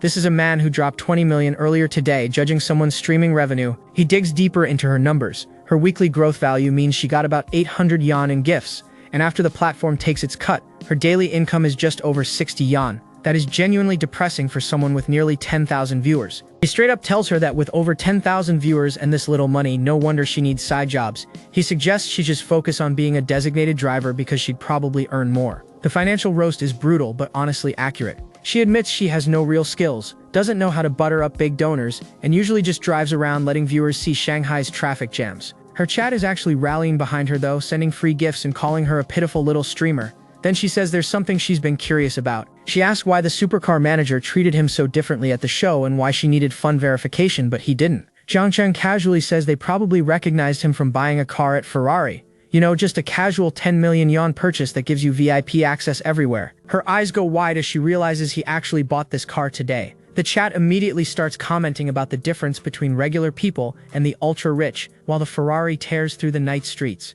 Another human being having an existential crisis because of Zhang Cheng's wallet. They arrive at his place, Yun, which is only one of the most exclusive luxury resorts in Shanghai. She hands back the keys and he compliments her driving. Xiao Yining is blushing and thanking him for the approval, and I have to say, she is genuinely adorable right now with those big blue eyes and that pink hair. The whole package is kind of devastating. She asks him what kind of live streams he usually watches, probably fishing for a follow. And our boy, smooth as ever, just says he watches beauties. She walked right into that one and she knows it. She immediately seizes the opportunity, clasping her hands together and asking if she counts as a beautiful streamer. Then she asks if the rich sir could maybe give a little support to this pitiful little streamer, like boosting her rank or something. The shameless hustle is actually kind of endearing. Zhang Cheng is just standing there with his phone, looking at her with that signature smirk that says he's already 3 steps ahead in this conversation. And then she goes for it. She asks how about inviting her in for a glass of water, saying that level of support should be okay, right? She is looking up at him with those eyes and she knows exactly what she's doing. The gooners are watching this unfold in real time on her stream, and Zhang Cheng's inner monologue kicks in. He knows she's trying to get inside to livestream his place for content and boost her channel. But he thinks, isn't she afraid of a lamb walking into a tiger's den? So he decides to tease her and asks what kind of water she's thinking of. The smirk on this man is criminal. And Qiao Yining's brain completely short-circuits. She's sweating, she's nervous, and she's realizing there's really only 2 possibilities of what he means by that. The cliffhanger energy is immaculate, and I will see you in the next episode. And our boy hits her with the smoothest rejection possible, saying the hotel water isn't clean so he can't invite her in, but if fate brings them together again he'll treat her to milk tea. The chat is losing it because his account is literally a freeloader with 0 donations. Xiao Yining is fuming on her stream, calling him a jerk. She's ranting that he wouldn't even add her on WeChat, was playing hard to get in the car, and now acts like he doesn't know her. The streamer rejection arc is hitting hard. She waves goodbye and walks off, but here's the thing, Zhang Cheng's system shows her friendliness value just jumped to 60. He's thinking that with that kind of increase, next time he could probably invite her out for street-side spicy hot pot and she'd say yes. His phone buzzes with a message from Wang Zheng, asking if he can arrange dinner at the luxury hotel tonight. Zhang Cheng figures since he's starting university in Shanghai soon, these social networking events are unavoidable, so he might as well get a preview. He walks into the hotel and manager Wang welcomes him back like royalty. Without hesitation, he starts rattling off an order that sounds like a millionaire's grocery list. 2 yellow-lipped fish, alba white truffle, the fantasy sundae, party of 5, and just let the chef handle the rest. Manager Wang gently informs him that their yellow-lipped fish are medium-sized, priced at approximately 1 million yuan each, and our boy's inner monologue is thinking he could easily order 10 if he wasn't worried about looking like a tacky nouveau riche. The restraint on this man is purely about aesthetics, not budget. He just tells manager Wang to handle it as she sees fit. That's it. No negotiation, no price checking, just pure unbothered tycoon energy. Wang Zheng and his crew arrive, and the second he sees the table he's already speechless. 2 yellow-lipped fish, he can't even process the level of extravagance he's looking at right now. And the spread is absolutely insane. 2 whole yellow-lipped fish, a massive lobster, truffle dishes, a rainbow sundae, and more. This table is giving 6-figure dinner energy, and it's not even close to being subtle. Wang Zheng's friends are leaning over the table in complete shock. One says these 2 fish alone could buy a car, and the other can't even comprehend that fish can be that expensive. Welcome to Zhang Cheng's world where your dinner costs more than your vehicle. Manager Wang leans in to educate the table, explaining that yellow-lipped fish is one of the 4 most expensive seafoods in the world, extremely rare, with the price depending on size. The ones they're eating tonight are just medium-sized. Just medium, casual. And then she drops the real bomb. This right here is Italian alba white truffle, equally precious, and in total the meal Zhang Cheng prepared for everyone tonight costs over 3 million yuan. 3 million for dinner. One of the girls is having a full existential crisis, saying that 3 million yuan could buy a several hundred square meter house back in her hometown. And honestly, the gooners in the audience are probably not listening to a word she's saying right now because the proportions on this woman are absolutely wild. Zhang Cheng tells everyone not to hold back and just enjoy the meal. Wang Zheng thanks him for the hospitality, and just like that, 5 people are casually having a dinner that costs more than most people make in a decade. After everyone happily finishes the meal, Wang Zheng thanks him and suggests hitting the bun for drinks since it's still early, but Jiang Cheng declines, saying he already had drinks with a classmate earlier. The man has social stamina limits apparently. Wang Zheng waves and says no worries, he'll book a big booth at a club tomorrow night and they'll have a proper time then. The social calendar of the wealthy never stops. Manager Wang presents the bill, mentioning the hotel gave him a special discount bringing it down to 2.98 million yuan. Jiang Cheng just says thank you like he's paying for a cup of coffee. The discount saved him 20,000 yuan, which for normal people is a lot, but for him is basically a rounding error. And here's where the system does its thing. Dining cashback card activated, 2.98 million spent, 10 times cashback multiplied by the number of diners, which is 5. Total cashback, 149.1 million yuan deposited straight to his bank account. This man just made 150 million from eating dinner. Our boy is absolutely beaming right now. He never thought inviting a few people to dinner could net him over 100 million in cashback. This meal was absolutely worth it. The ROI on friendship has never been higher. Manager Wang confirms the payment went through and wishes him a good night. She's holding his phone like she just processed a completely normal transaction, not a 3 million yuan dinner tab. Back in his suite, Jiang Cheng kicks back on the bed and sends a message to everyone saying he's home. But more importantly, he's about to do some late night browsing. He pulls up Qiao Yinin's live stream and she's telling viewers to listen to some music for now. But our boy is having a realization, thinking that looking more closely, Qiao really does have that 94-point beauty score. He was too distracted by her nervousness earlier to notice. The Gooners are eating incredibly well tonight, and then the system detects that his livestream account is excessively impoverished and gives him 3 million Yuchi coins. This Tycoon system is really something, just finding ways to throw money at him. His freeloader account just jumps straight to level 65, and he decides to rename it Pillar of the Sea. He enters her stream chat as Pillar of the Sea and immediately asks if the streamer isn't going out hunting tonight. The chat notices a level 65 account just appeared out of nowhere, and everyone's confused because they've never seen this big brother before. Qiao Yining sees this mysterious level 65 account drop into her stream and she is visibly shook. A big brother of that level in her channel? She's looking absolutely stunning right now with those sparkle effects going crazy around her. She puts on her best smile and warmly welcomes Big Brother Pillar of the Sea, explaining that she's got a guild PK mission coming up so she's staying in tonight. Those big green eyes and that pink hair are genuinely devastating in this close-up. And the PK battle connects. On one side we have Qiao Yining, and on the other side is her opponent, a purple-haired streamer going by Beast Girl Little Sister. She's already 169 points behind, which is not a great start. Jiang Cheng pulls up the system stats on this opponent. Her name is Huang Ling, age 28, beauty 69, figure 89, and wait for it, past partner 70. That is a body count that should come with its own Wikipedia page. Our boy is amused because this glamorous-looking streamer who appears to be a 90 is actually only a 69 according to the system. Meanwhile, Qiao's genuine 94 should easily dominate. He's thinking, this PK should be a cakewalk, right? Hong Ling puts on her sweetest voice and says she's so lucky to connect with Qiao on the first match, asking her to help pass the first round. The confidence on this woman suggests she fully expects to steamroll our girl. And Qiao Yining drops a heartbreaking confession. She's never won a single PK since she started streaming. Every streamer loves connecting with her because she's a guaranteed free win. But her company requires her to win at least 2 rounds or she loses her attendance bonus. And without it, she can't even pay rent. The stakes are genuinely depressing. Qiao greets her opponent politely, asking her #1 supporter to go easy on her. And Huang Ling is over there grinning like a cat who just cornered a mouse, already counting this as a win. But then the system drops a new mission. Lead Qiao Yining to win the PK championship and receive tip cashback with a multiplier up to 50 times. Jiang Cheng sees that multiplier and immediately thinks, with returns like that, he's absolutely playing along. Qiao Yining asks her new #1 big brother if he has any requests, saying she'll do them all. And Jiang Cheng is thinking that he never expected to have a connection with this girl, but if he actually becomes her top supporter, she's on stream begging for even a single yuan donation to get on the weekly rankings, calling herself pitiful. And her chat is absolutely roasting her. One viewer says they freeload and they're proud of it. Another says they came specifically to watch her lose. This girl's fanbase is genuinely savage. Qiao tries to save face, saying she could never look down on her fans and that everyone's just so eloquent and talented. But you can see the frustration on her face. This girl is getting bullied by her own viewers and trying to stay professional about it. And Jiang Cheng decides it's showtime. With that signature smirk, he types that he'll tip her 5 weaklings first to get things started.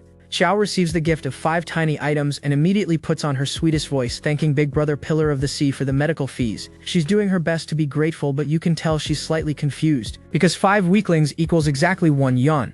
A level 65 Big Brother walks into her stream and tips her 1 yuan. She's internally screaming, wondering if she's actually cursed when it comes to streaming. The disappointment is palpable. Meanwhile, the PK scoreboard is looking dire. Qiao's sitting at 20 points while her opponent has 300. The chat is telling her she needs to step it up, and honestly it's looking like another guaranteed loss. But then Pillar of the Sea types asking if the streamer does driving, and Kiao immediately offers to be his designated driver for free if he helps her win the championship. And just like that, he drops 3 super rockets at once. Her jaw hits the floor, wondering if 3 of the most expensive gifts just came in. Xiao Yining cannot believe what she's seeing. 3 super rockets hitting her stream at the same time. This girl went from getting 1 yuan to getting showered with the biggest gifts on the platform. The whiplash is real. She's thanking him profusely and offering to perform whatever he wants. And look at that scoreboard, it just flipped to 6,200 versus 300. One donation completely demolished the competition. Huang Ling's face says it all, she did not see this coming. Huang Ling is staring at her screen in disbelief, thinking that a stealth donating big spender just appeared on Xiao's side out of nowhere right before the round ends. The free win she was counting on just evaporated. Now Huang Ling is doing damage control, welcoming Pillar of the Sea and offering him mod status in her stream, calling him family. She's basically trying to poach Jiang Cheng's donations, and the chat is going crazy asking if Qiao finally got lucky with a big spender. Xiao tries to perform by singing, but the chat immediately starts begging her to stop because 4 out of 5 notes are off key. Someone comments that Big Brother probably got scared off by the singing. The talent portion of this PK is not going well for our girl, but Jiang Cheng is actually finding her clumsy singing kind of endearing. He thinks the awkward cuteness is genuinely entertaining. He types back telling her to just do whatever she wants. This man appreciates authenticity over talent, and that's oddly wholesome. Meanwhile, on the other side, Huang Ling is pulling out the tears, begging her #1 supporter Big Brother Dazhu to help her pass the first round, or she'll be eliminated. The waterworks are flowing and the manipulation game is strong, and it works. Big Brother Dazhu comes through with 2 rounds of super rockets and Huang Ling immediately perks up, thanking him with a cute little peace sign. The tears dried up real quick once the money started flowing. Jiang Cheng sees the counterattack and just thinks, interesting, let me send 3 more then. He's not even stressed about it. This is pocket change entertainment for him. Huang Ling starts panicking, yelling that Pillar of the Sea is catching up to Dazhu's lead. The easy win she thought she had is turning into an actual war. Big Brother Dazhu fires back with 5 more rockets, and Huang Ling is all over it, doing a heart pose and telling her fans to spam chat about how amazing he is. She really knows how to work her #1 supporter. But the chat is commenting that this first round PK is going way harder than expected. Jiang Cheng is grinning at his phone, thinking that Qiao Yining freaking out over 5 rockets is adorable, and that he really loves how inexperienced she is. Now he's wondering how she'll handle what comes next. The chat is already shipping them and calling it acclaiming. Qiao thinks her stream is lagging, and then 20 super rockets slam into her channel all at once. She goes from confused to absolutely losing her mind in half a second. That is 40,000 yuan in a single burst. On the other side, Huang Ling is at her desk completely speechless, trying to ask Big Brother Dazhu if he's going to count her, but she can't even finish her sentence. The silence from her supporter says everything. Xiao Yuning can barely process what just happened. 20 super rockets at once, 40,000 yuan, and the other side doesn't seem like they're going to counter. She's wondering if this means she actually won a round for the first time ever. Huang Ling is completely destroyed. She's congratulating Xiao on having such a generous tycoon and immediately starts trying to recruit Pillar of the Sea to her own stream, offering to dance for him. This woman just lost and she's already pivoting to damage recovery. The hustle never stops. Xiao Yining is practically bowing, saying this is her first time ever receiving 20 super rockets and she has no idea how to thank him. She asks what he wants to see her do right now, and she is looking absolutely devastating in this pose. The gooners are absolutely feral right now. But here's where our boy pulls a galaxy brain move. He notices that Qiao's beauty filter is actually making her look worse than she does in real life, so he types asking her to turn off the beauty filter.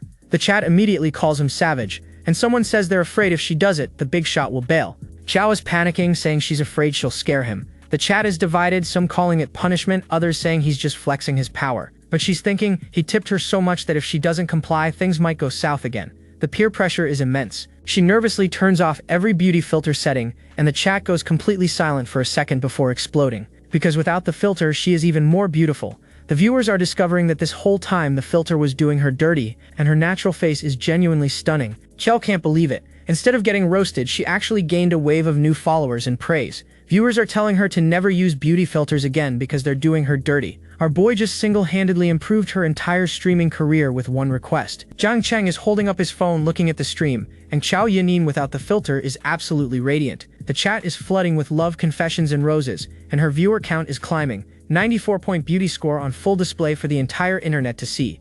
And just like that, the second round PK connection begins. Qiao's chibi avatar is smiling confidently on one side. Her new opponent is sweet little Tian, a blonde girl in a pink school uniform doing a cutesy pose with a lollipop. She's using a high-pitched voice to compliment Qiao's #1 big brother for those 20 super rockets, saying she's genuinely envious. And little Tian is wasting no time trying to poach.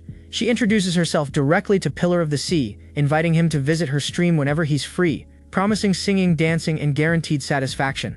The recruitment pitch is aggressive. The two streamers are side by side, and the visual contrast is striking. Qiao Yining looking effortlessly gorgeous with her filter off, while little Tian is bringing the cutesy schoolgirl energy. It's a battle of aesthetics and both sides have their weapons. Little Tian calls for her own big brother Yishi Hua, and he shows up with 5 planes while hearts are flooding her screen. The donations are rolling in on her side and the PK is heating up fast. Zheng Cheng scoffs, thinking this opponent's supporter is way cheaper than the last round. He casually tosses 5 rockets and wonders if the other guy will even bother countering. The price difference between these two big brothers is comical. Qiao Yinyin is making a heart shape with her arms and thanking Pillar of the Sea for the rockets. The chat is calling him the GOAT, and she's glowing with a confidence we've never seen from her before. Winning changes a person. Little Tian is desperately calling for big brother Yiji Hua to counter, but there's no response. She's looking at her phone setup with growing panic. The big brother has gone silent, and without backup she's completely outgunned. And from there it's an absolute massacre. Round after round, opponent after opponent,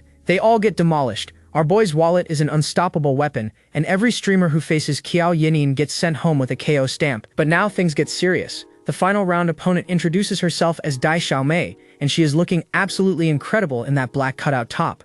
She asks Qiao if they should start directly or show off their talents first. This one has star-level confidence. Qiao Yinyin realizes she's been matched against Dai Xiaomei, one of the platform's 3 pillar streamers. That's like matching a bronze player against a grandmaster. She's panicking, thinking they way overestimated her. Qiao honestly tells Dai Xiaomei she can't sing or dance and has no talents, asking if they should just start the battle directly. Dai Xiaomei graciously says she'll dance for her supporters first while Qiao's side watches. The power gap in skill is enormous. But here's the thing, Dai Xiaomei's company did their research. They know Qiao suddenly got a wild big brother throwing 80,000 yuan at a nobody streamer. And she's thinking she likes big brothers like that. She starts performing a dance that is genuinely captivating. 2 minutes later, the hot dance ends and Dai Xiaomei blows a kiss at the camera. And credit where credit is due, this woman has actual talent on top of the looks. She's the full package and she knows it. And our boy, being the absolute menace he is, types that Dai Xiaomei danced very well and it made him want to switch sides. The chat immediately piles on, saying Qiao can't do anything except show her face and that getting to the finals was pure luck. This man is stirring the pot on purpose. Qiao Yinyin looks like she's about to cry, asking if big brother Pillar of the Sea is really abandoning her. She says they're just one step away from reaching King Tier together. The desperation in those big blue eyes is genuinely heartbreaking. And then Jiang Cheng drops the most unhinged message of the entire stream. He tells her to look at how Dai Xiaomei speaks compared to her, and then says if she's talking about reaching King Tier together as in a threesome, both Qiao Yinyin and Dai Xiaomei are on screen together, and the chaos of that message is hitting them both in real time. And Qiao Yinin's brain completely short-circuits as she stammers out, a threesome? The chibi version of her at the bottom perfectly captures the absolute nuclear meltdown happening inside her head. This man just broke 2 streamers with a single chat message, and I will see you in the next episode. Qiao Yinyin snaps herself out of it, thinking this is no time for wild thoughts. If she wants to win, the only option is to rely on big brother Pillar of the Sea. The chat is going wild, saying what a show this has been. She goes full desperation mode, begging her sponsor to save the last round and promising she'll sign up for dance classes right after the show. But the chat is dropping a friendly reminder that Dai Xiaomei's side has 3 level 100 big brothers on the list. The odds are not looking great. And that's when Dai Xiaomei's 3 super emperors open fire simultaneously. 3 rockets each, 9 total, just raining down on the stream like it's nothing. Even Qiao is frozen staring at the screen as one of the supporters joins with 2 more rockets for good measure. Dai Xiaomei initially calls it a mockery, but then suddenly gets an idea. She thanks Brother Badian for the 2 super hot posts and sarcastically says that without his medical expense donations, she simply could not continue broadcasting. This woman just turned a flex into a backhanded insult. Meanwhile, Zheng Cheng is staring at his phone, watching the chat explode with question marks. Everyone is losing their minds because Qiao Mei just had the audacity to mock a super emperor on live television. The chat is saying they didn't expect her to be so powerful when she gets sarcastic. But our boy is doing the math in his head. The system topped up 3 million, he's got 2 million left,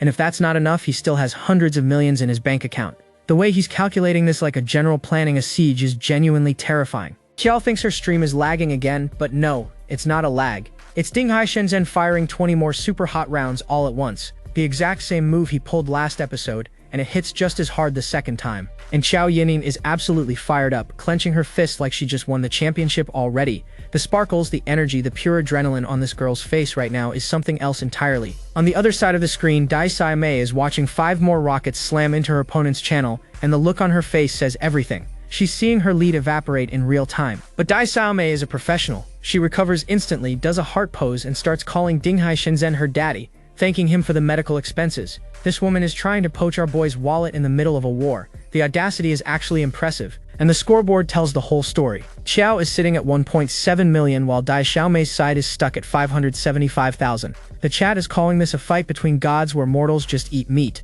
Dai Xiaomei's 3 emperors already spent 900,000 and it wasn't even close. Dai Xiaomei lets out a breath and asks the question everyone already knows the answer to. This should be a win, right? And honestly, yes. But then she notices something that makes her blood run cold. The rockets on her side have stopped, but Qiao's team hasn't stopped at all. The donations are still coming in and her supporters have gone silent. Xiao Yining can barely form words right now. 1.5 million? On her live stream, she's stammering that in her entire lifetime she never expected to see numbers like this. Dai Xiaomei is not going down without a fight though. She's on camera asking why they stopped, demanding more, telling them to come on and keep going. But the desperation in her voice is starting to show. And then the final blow. One of her big brothers types in chat telling Dai Xiaomei to forget it today and try again next time. That is the sound of surrender. Her own supporter just told her it's over, and the look on her face is pure disbelief. Jiang Cheng fires off a couple more rockets as a victory lap, and the viewer count is exploding past 50,000. He types that it seems like they've won, and that these last 2 shots are a declaration of victory. Just casually ending a war with pocket change. And just like that, Qiao Yining has defeated Dai Xiaomei and become the Guild War champion. Her stream skyrocketed in popularity, gaining over 50,000 new followers. The broadcast received 2.5 million in tips, and according to her contract she gets 700,000, from 0 wins to champion in one night. She's so overwhelmed she can barely keep herself together, bowing to the camera because she literally has no other way to express what she's feeling right now. Qiao Yining looks straight at the camera and asks Dinghai Shenzhen if she can add him on WeChat. She promises that whatever he likes in the future she'll immediately learn it and guarantee his satisfaction. And she is looking absolutely devastating while saying this. She offers to be his designated driver from now on, and Jiang Cheng types back saying no need, just passing by. But then adds that if she really wants to drive him to Eminiangyun, that would be fine since he'll be there for the next 2 days. Casual name drop of one of the most expensive resorts in Shanghai, and then the chat makes the connection. Someone recognizes that Dinghai Shenzhen is the same guy from the car show at noon. The big brother who's been raining millions on Qiao's stream is actually a real-life rich second generation that people have already seen in person. The chat puts it all together. Someone says the big guy is the Ferrari owner from earlier that day, and another viewer drops a comment saying no wonder the world seems filled with rich people. Xiao is just sitting there processing this information in real time. She's confused about why he declined, but then realizes she can at least add him on WeChat. Her friendship value is already at 85, and she grabs her spare phone to send that friend request before he changes his mind. Xiao's message comes through on WeChat introducing herself, and Jiang Cheng checks her friendship value. It's just 5 points short of the threshold he needs, so he decides to pass on accepting for now. Strategic patience from a man who could buy the entire streaming platform. But then the system notification pops up and it is absolutely insane. Because the streamer's satisfaction reached SSS level, the system awarded a 1,000 times supercritical hit cashback totaling 2.3 billion yuan, and our boy immediately hits yes to withdraw it. Jiang Cheng is sitting there looking like the smedgest man alive, thinking he had a blast online, experienced the joy of throwing money around, and got 2 billion back. He literally thinks money is so easy to make. This man spent millions and profited billions.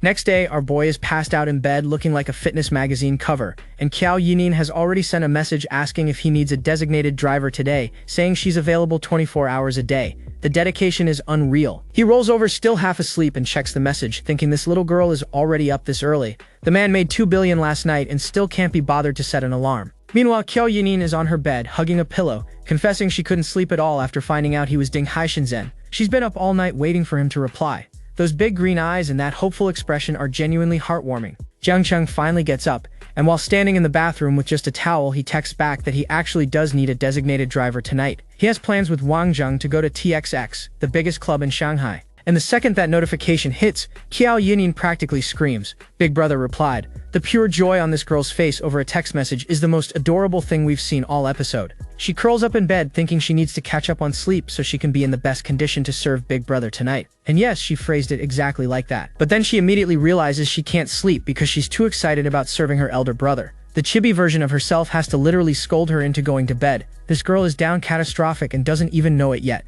Fast forward to the evening, and Qiao Yining shows up early, looking cute in a casual gray top and shorts. Jiang Cheng asks why she didn't wait like he said, and she tells him after everything he did last night there's no way she'd let him drive alone. Xiao excitedly explains that Tax X is the largest and most lively bar in Shanghai where celebrities and internet personalities all hang out. Jiang Cheng just tells her she knows a lot and to take him there, and they hop into his sports car like it's nothing. They arrive at the bar district and immediately our boy is turning heads. Random women on the street are whispering about who this guy is, saying his outfit is handsome and that watch on his hand definitely doesn't look cheap. And then the welcoming committee arrives. A bunny girl with glasses, a girl in a police uniform, and several others immediately swarm him like moths to a flame. Someone comments that all his clothes are branded. He must be a rich second generation. The Gooners are eating well tonight because these character designs are absolutely unhinged. They're all competing to get his attention. The police uniform girl wants to add his WeChat, saying she's always available, while the glasses girl is offering to take him inside and show him around. The recruitment pitches are coming in hot from every direction.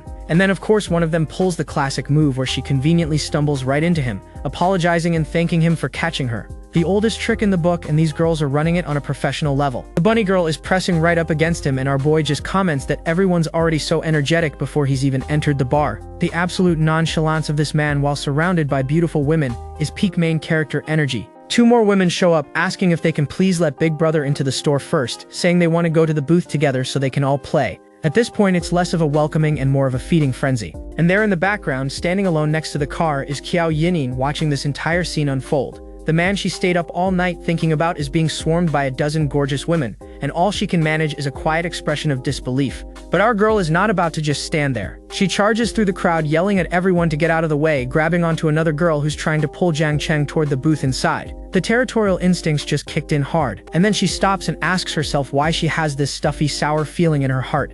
It's been building for a while now and she can't quite place what it is. Spoiler alert, Qiao, that's called jealousy and you are absolutely drowning in it. She's getting jostled through the crowd when suddenly someone grabs her hand. Make way, everyone make way. And there's only one person who would be pulling her forward like that. Jiang Cheng pulls Qiao Yining to his side and walks right through the crowd. The girls immediately back off, saying he already has a lover and asking why he didn't say so earlier. And just like that, the army of beautiful women disperses. The girls call a retreat, telling each other to move on and wait for the next target. One of them mutters boring as they walk away. The efficiency of this whole operation is both terrifying and impressive. Once they're clear, Jiang Cheng looks down at her with a smirk and asks, "Really, I have a lover?" The way he's holding her right now is doing things to both Qiao's brain chemistry and mine. Qiao stammers out that she just saw he couldn't refuse all those girls, so she helped him out and not to think too much about it. But the way she's blushing and looking up at him from this close tells a very different story. She thanks him and tells him there's no need to do that next time because she thinks it's fine for those girls to approach him.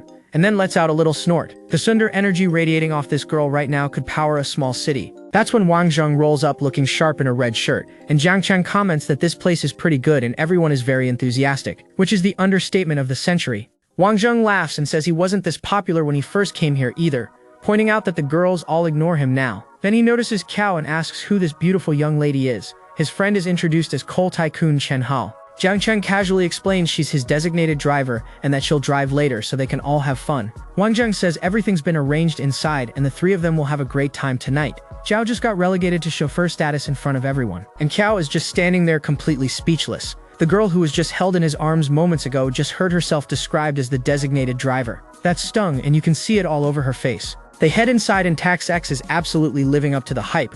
DJ spinning, dancers in full costume on stage, lights everywhere. The bunny girl from earlier is performing and the whole place is electric. The word spreads fast through the club. Everyone starts calling him Jiang Shao, which is basically Young Master Jiang.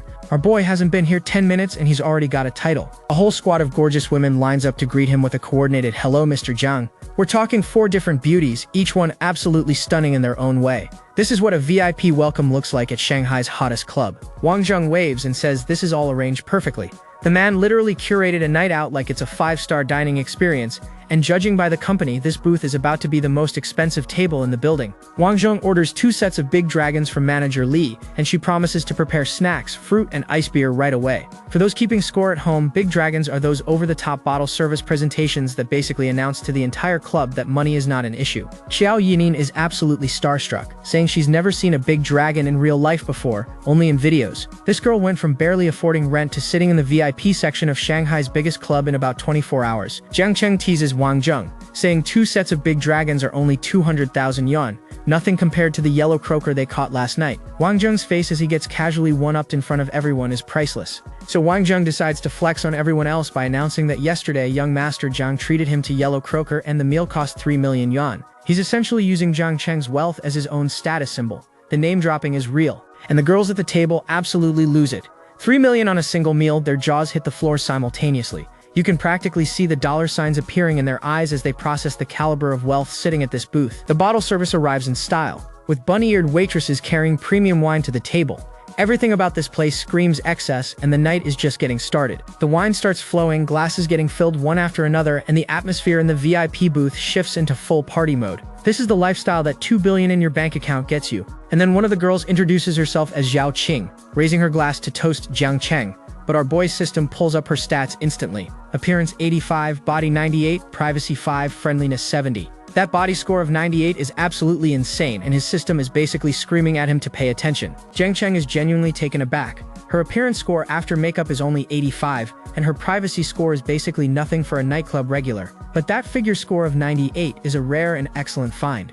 Our boy is running analytics on women at a nightclub, and honestly, the system makes it too easy. The glasses clink and Jiang Cheng drinks with Xiao Qing, but in the background Xiao Yining is sitting alone watching this whole interaction, and that sour blocked feeling from before is back with a vengeance. She is quietly spiraling. Her inner monologue kicks into overdrive. He's her top supporter, he spent so much money on her, he hugged her like that just moments ago, and now he's with another woman. What does he even mean by all this? The jealousy is so thick you could cut it with a knife. So Kiao makes her move, sliding in to toast Big Brother with a drink of her own. Now he's sandwiched between Kiao Yining on one side and Xiao Qing on the other. This man is living every viewer's fantasy, and he hasn't even finished his first glass. But here's where our boy shows a surprisingly sweet side. He asks Kiao what kind of wine she drinks, then hands her a milk carton instead, telling her to try this to replenish her energy. He won't even let her drink alcohol. Whether that's protective or patronizing, Kiao doesn't seem to mind one bit. And then we get his real thoughts. Although Xiao Qing's body stats are incredible, his main mission tonight is still Kiao Yining, so Xiao Qing can be let go for now.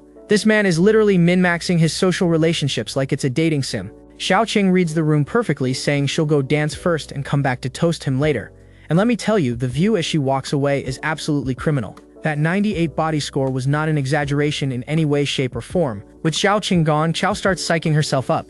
She remembers the chat always saying girls should be reserved. Okay then, she'll be reserved. She's gonna play this cool even if it kills her. But Jiang Cheng is reading her reservation completely wrong. He's thinking after he spent over 2 million on her, she's still acting distant. If she didn't want to be here, why did she come tonight? Is she treating him like one of those backup guys, a bootlicker? The misunderstanding between these two is genuinely painful to watch. Kiao looks up at him speechless as he stands there with an unreadable expression. The tension between them right now is thick enough to choke on, and neither one is saying what they actually feel. Classic miscommunication arc in full effect. And right at the worst possible moment, Xiao Qing comes back from the dance floor looking absolutely devastating. She's been pole dancing and now she's asking Mr. Jiang how her performance was. This woman is making her play and her timing could not be worse for Qiao. Then another girl in a tight red dress jumps in asking what about her. And this one is built like a whole Renaissance painting, proportions that are genuinely arguing with physics. The competition for Jiang Cheng's attention tonight is absolutely relentless. Jiang Cheng tells her that dancing was very exciting and that his brothers all applaud her. She flirtatiously says she hasn't met his brothers yet,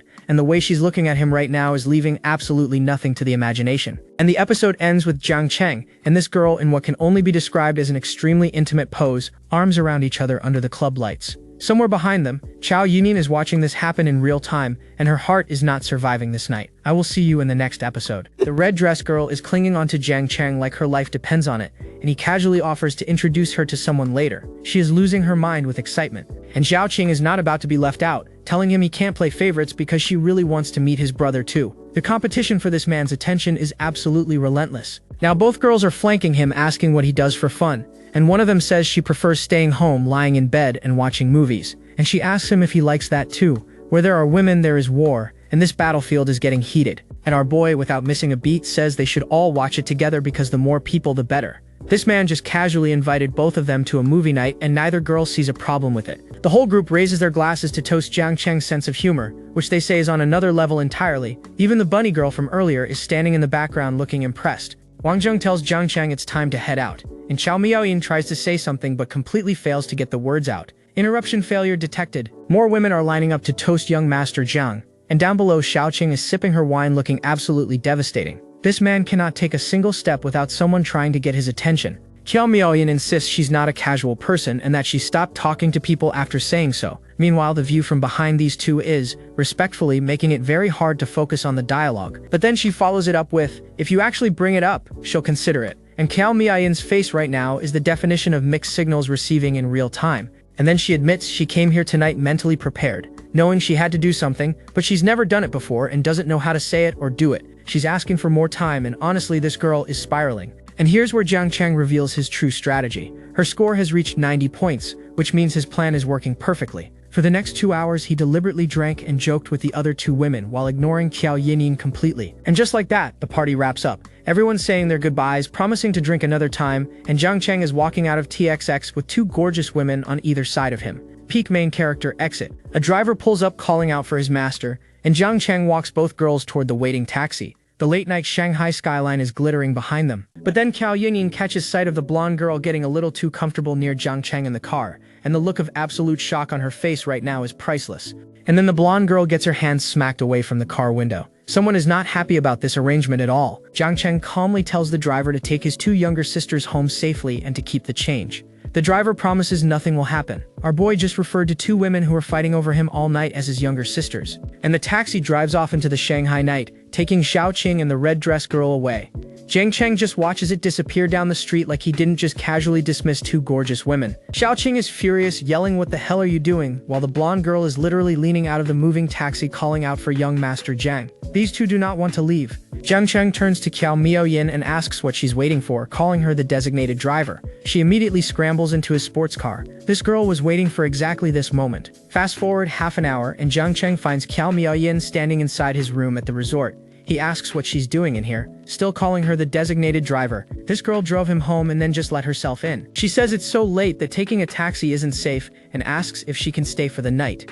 And the way she's standing there looking up at him right now is absolutely not the body language of someone concerned about taxi safety. But Jiang Cheng immediately calls her out, asking, "Didn't you say you weren't that kind of promiscuous woman?" And while he says this, he's already on his phone transferring taxi fare to her account. The disrespect is surgical. She's completely flustered, stuttering that she was just saying that. But he cuts her off and tells her she should take a taxi home herself. This man is playing so hard to get it should be considered a war crime. But she flat out refuses, saying she's not going back. And Jiang Cheng, without batting an eye, tells her that's fine, there are plenty of rooms here, just pick one. He's so close to her face right now but still won't give in. And then our boy starts casually unbuttoning his shirt like he's in a cologne commercial. The nonchalance of this man is genuinely terrifying because he knows exactly what he's doing. She sees his massive bed and asks if they can sleep together since it's so big, and he hits her with the coldest line possible, saying he's not used to sleeping with strangers. She literally confessed her mental preparedness an hour ago and he's calling her a stranger. But here's the thing, his inner monologue reveals this is all going exactly according to plan. He's wondering if she's genuinely clueless or pretending, and why she didn't just sit down on the bed herself. Our boy is running a psychological operation on this poor girl, and you can see it on his face. That smirk right there is the look of a man who has complete control of this situation. Meanwhile, she's sitting behind him looking absolutely lost, and that's when she breaks. Qiao Miaoyan is sitting on the floor, face in her hands, absolutely crying her eyes out. This girl put herself out there and got rejected, and she cannot handle it. He asks why she's crying, and she lets it all out. "Do you really hate me? Why do you hate me? We were fine at first, you even hugged me, but now you won't even sleep with me." The waterworks are at maximum capacity right now, and now she's literally on her knees, clinging onto him while he stands there looking down at her. The view from this angle is, while the gooners are eating well tonight, but also this girl is genuinely heartbroken. And our boy finally relents. He sits down next to her and says, "Never mind, come here, just don't cry yet." The way he's holding her shoulder right now is the first genuine tenderness he's shown all night. And then they kiss.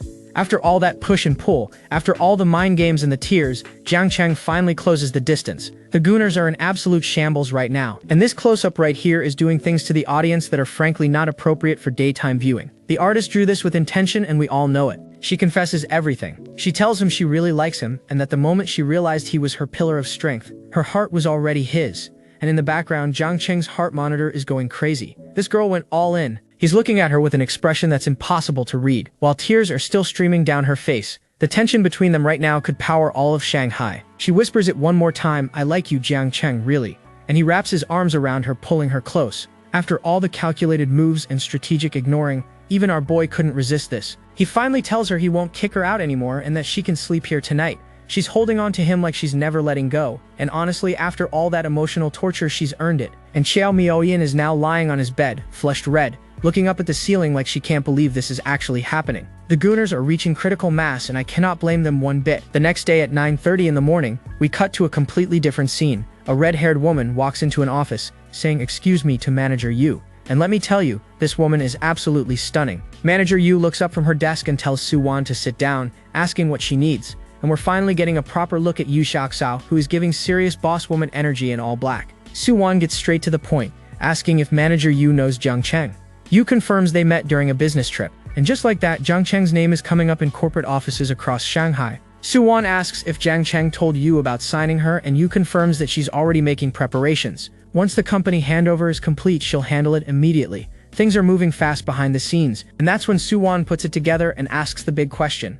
Are you resigning? The look on her face is pure disbelief because she's starting to understand the scale of what's happening. Yu confirms it without hesitation. She's leaving to join Jiang Cheng's company, and Su-Wan will be the very first artist signed under it. Manager Yu is betting her entire career on this man. Su-Wan is skeptical, saying Yu worked so hard to get to this position and Jiang Cheng's company is brand new. But Yu says she has 100% faith in him, that he's trustworthy and reliable, and at the new company they'll all be sisters. The loyalty this man inspires is genuinely impressive. Su-Wan is left standing there wondering why Manager Yu trusts Jiang Cheng this much. And honestly, that's a fair question because from the outside this looks insane, but we know something Su-Wan doesn't. But then a staff member bursts in saying the front desk called because someone has brought Manager Yu a surprise. It's downstairs waiting for her to sign for it, and this is about to get very interesting. Yu immediately tries to refuse, saying she doesn't want any flowers or necklaces, but the staff member nervously explains that it's not jewelry, it's a car, and it's already been paid for in full. Yu's face when she processes this information is absolutely priceless.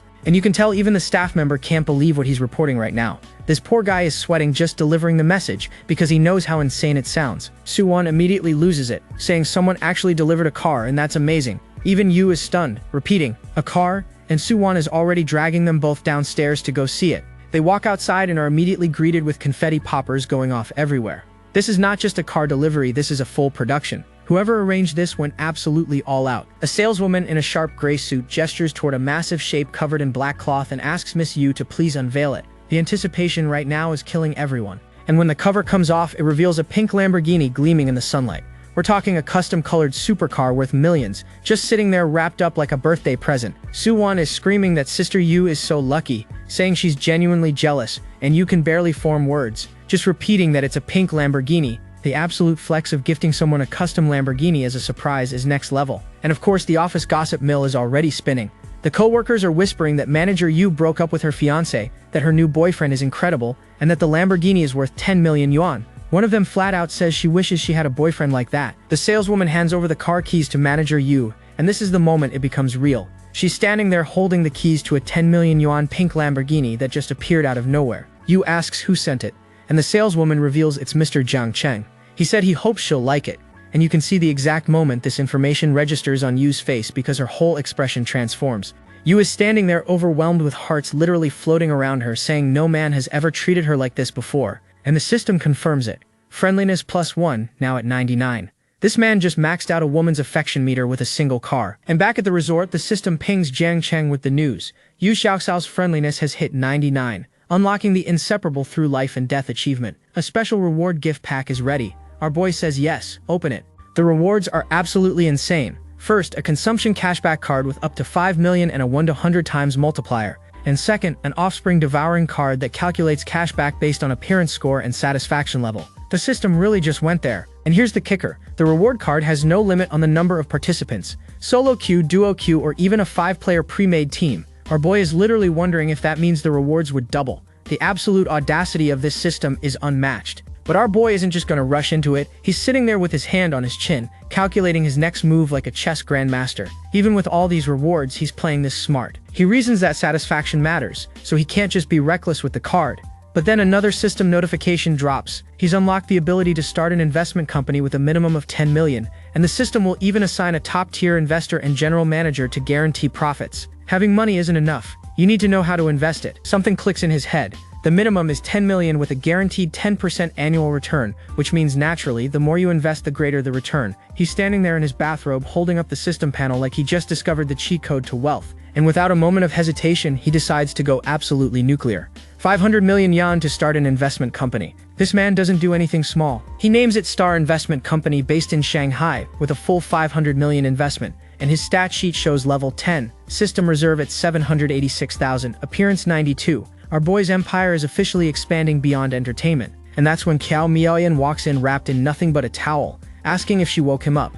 The system immediately pipes up suggesting he try the new devouring card on her since her beauty score is above 90. Even the system is being a wingman right now. And things escalate very quickly from there. He's holding her while simultaneously checking the system panel. This man is multitasking between romance and financial optimization, and honestly I respect the grind. He decides to hold off on the card for now, saying there's no need to rush and they can figure out the rules next time. But then she suggests they clear their minds with some morning exercise. And yes, that means exactly what you think it means. 1 hour later and they're having breakfast together like a proper couple. She asks him to please stop tipping on her live streams, and he immediately asks if she's trying to send him to visit that silly girl instead. The dynamic between these two is comedy gold. She clarifies that it's not about jealousy. The platform takes a 70% cut of all tips, which means his 2 million plus in donations mostly went to the company, not to her. She's actually looking out for his wallet right now, and whatever he says next makes her do a full spit take with her drink. The liquid is literally flying out of her mouth right now, which is both hilarious and kind of gross. She's genuinely distressed now, yelling that he spent 2.5 million yuan just watching a live stream and tipping. She says it hurts her heart to see him spend money so extravagantly. This girl is getting genuinely upset about how rich her boyfriend is. And that's when we get a reaction from someone new. A gorgeous woman in a business suit is wondering if this is what rich people are really like, spending over 2 million on virtual gifts. She calls it outrageous, and the proportions on this woman are absolutely arguing with physics. Jiang Cheng casually says, "Don't overthink it, it's just a small amount of money. 2.5 million, a small amount." And then Qiao Miaoyan nervously asks if she can still do live streams, saying she'll stop if he mines her identity as a female streamer. And then he reaches over and places his hand on hers right there at the table. This small, quiet gesture right here says more than any Lamborghini ever could. He tells her to go ahead and stream if she wants. She's not some disreputable female streamer, and he trusts her. That smile right there is the most genuine expression we've seen from Jiang Cheng in a while, and she lights up immediately, saying she'll start doing live streams focused on food and unusual things. The happiness radiating off this girl right now is genuinely wholesome after all the chaos of last night. He tells her to do whatever she wants and that he won't interfere with the small stuff. But if any big streamer dares to bully her again, she has to tell him. Then he casually asks manager Wang about his room fee being due soon. The manager confirms his stay is until tomorrow morning, and Jiang Cheng casually asks to extend it for another 2 months. He's already flashing his card like it's nothing. Renewing every few days is apparently too much hassle for this man. Manager Wang is visibly surprised. She reminds him that he said he was just visiting the school and about to return to Chengdu. If he's not staying long-term, is it really necessary to extend? And she's absolutely right to ask, because this resort is not cheap. Qiao Miaoyan jumps in helpfully, saying she'll book the room for him whenever he needs it.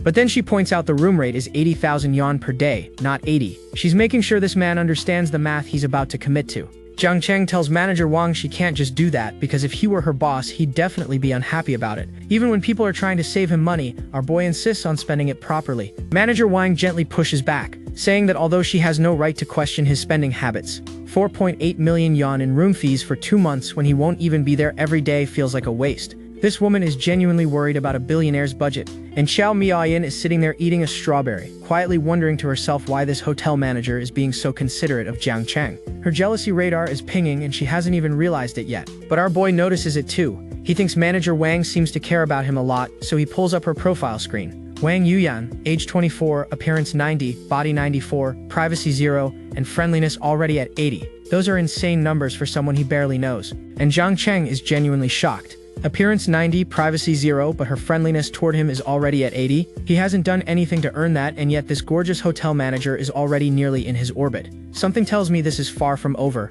I will see you in the next episode. And we're picking up right where we left off, because manager Wang is standing there wondering if she was too obvious. She's thinking his gaze felt strange, like maybe she revealed too much of herself just now. And now she's having a full-blown fantasy about Jiang Cheng being all romantic and intimate with her. The brain chemistry on this woman is absolutely compromised right now. She's imagining him with his other women, and despite knowing he already has 2 female confidantes, the more she learns about him, the more she's drawn in. This girl is speedrunning down bad. She tells her colleagues she can handle things here, and the narration straight up confirms it. The more these women do for Jiang Cheng, the more willing they become to keep doing even more. The man has accidentally created a loyalty loop, and the gooners are absolutely eating well right now because this angle is giving us a very generous look at Wang Yuyan as she gets comfortable. The proportions on this woman continue to argue with physics. And here's where it gets real. She's actually sitting there wondering if Jiang Cheng had made any demands back then. Would she have gone along with it? This woman is genuinely questioning her own boundaries for this man. Meanwhile, our boy has noticed everything. He's thinking he never expected that while he treated manager Wang like a housekeeper, she actually had other thoughts about him. He finds it quite interesting, but with Qiao Yanin around, it's not the right time. He casually tells manager Wang to just extend the reservation. His schedule is unpredictable, and he doesn't like the hassle of rebooking. Chao Miaoyan is sitting right there eating ice cream while he drops another multi-million yuan decision like it's nothing, and Wang Yuyan turns to leave with this satisfied little smile on her face. And let me tell you, the view from this angle is absolutely certified goon material, built like a whole Renaissance painting in that business suit. Her colleague bumps into her and asks what's wrong, why she looks so worried, and whether the guest is difficult to serve. Wang Yuyan puts on a casual face and says no, the guests are actually very easy to please. The colleague is jealous, saying everyone envies Wang Yuyan's position. Her own guest just checked out, and she's probably going to be at the bottom of the rankings this month. The hospitality industry gossip mill is spinning. The colleague says she'd love to find business, but where is she gonna find it? She asks if Wang Yuyan really thinks everyone can land big client orders that last a whole week.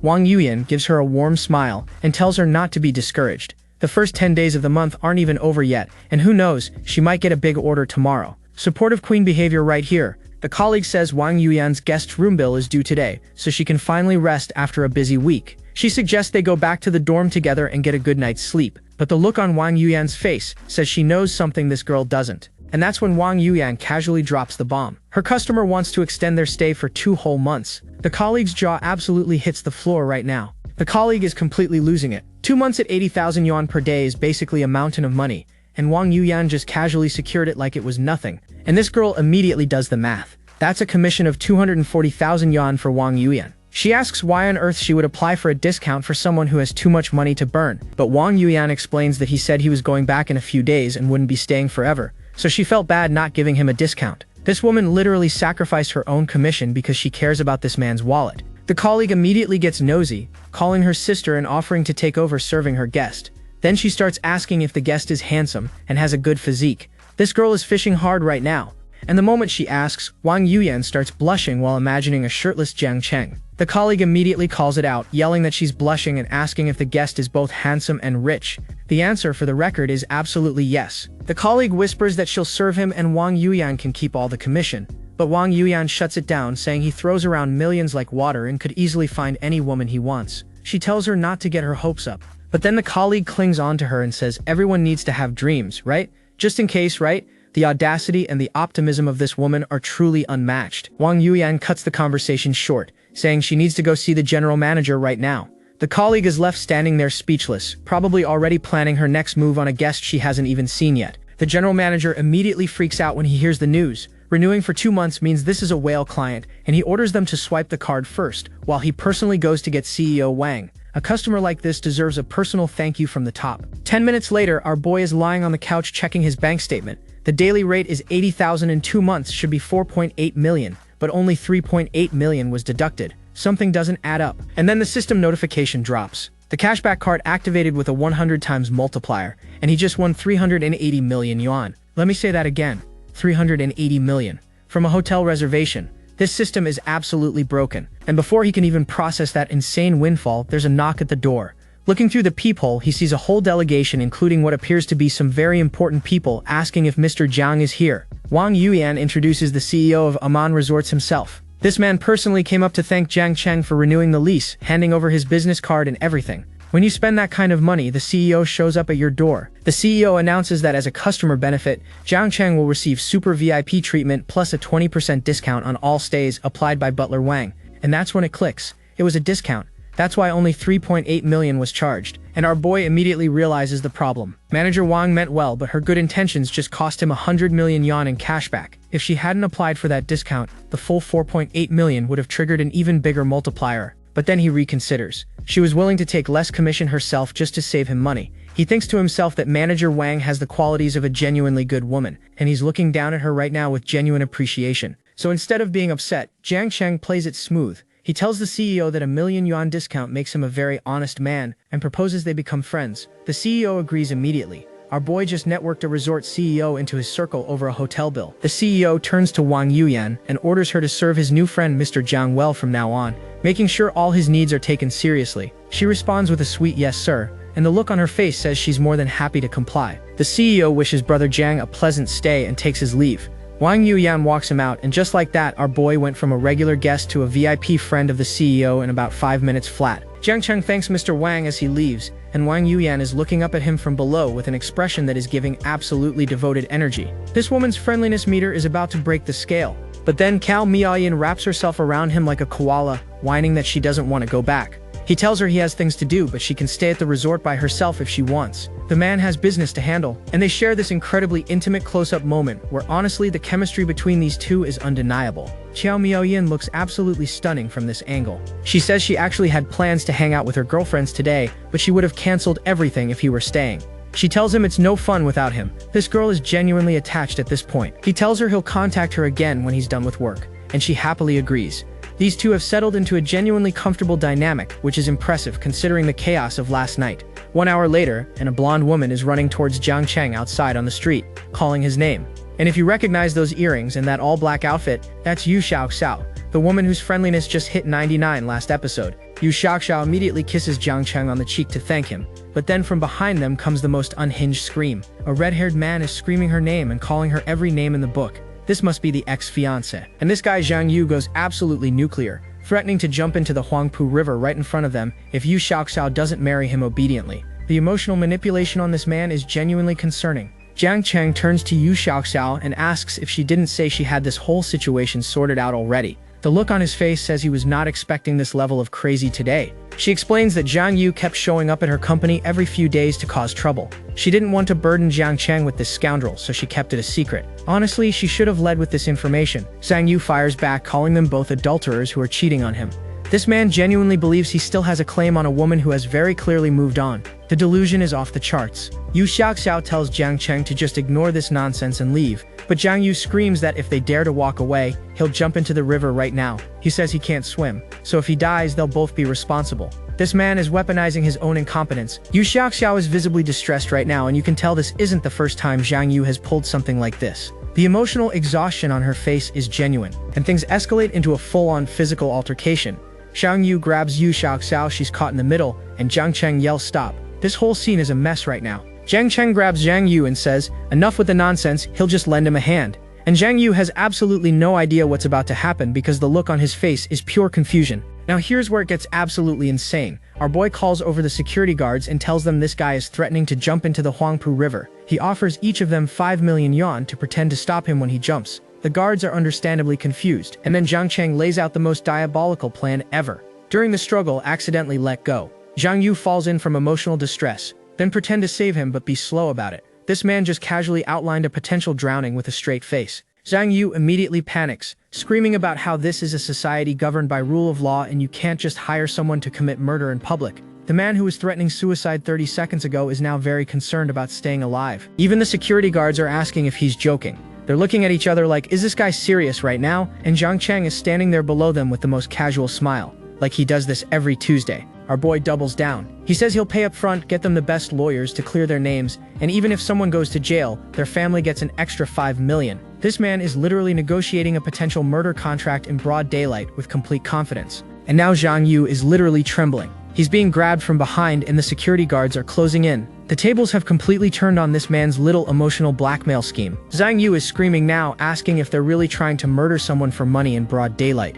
The irony of the guy who threatened to kill himself now begging not to be killed is absolutely chef's kiss. And Zhang Yu makes a run for it while Jiang Cheng just taunts him from behind, telling him to hurry up and jump into the river already so the guards can finish work early. The absolute psychological destruction happening right now is unmatched. But Zhang Yu stops and tries to act tough, saying he bets Jiang Cheng wouldn't dare hit him. He says Jiang Cheng wouldn't even dare to touch him. And the smirk on our boy's face right now is absolutely terrifying. So Jiang Cheng pivots beautifully. Since 5 million was too much responsibility, he offers the guards 100,000 each just to beat Zhang Yu up instead. And one of the guards immediately confirms the money already hit his account. The speed of that transaction is terrifying. The guards are staring at their phones in disbelief. The money is actually there. One of them yells to the others that this boss wasn't lying. and you can see the exact moment they decide that 100,000 yuan is absolutely worth a little manual labor. And just like that, 4 security guards are absolutely demolishing Zhang Yu while Jiang Cheng and Yu Xiaoxiao watch from a comfortable distance. Money really does solve everything in this man's world. Yu Xiaoxiao grabs Jiang Cheng's arm and tells him to let it go,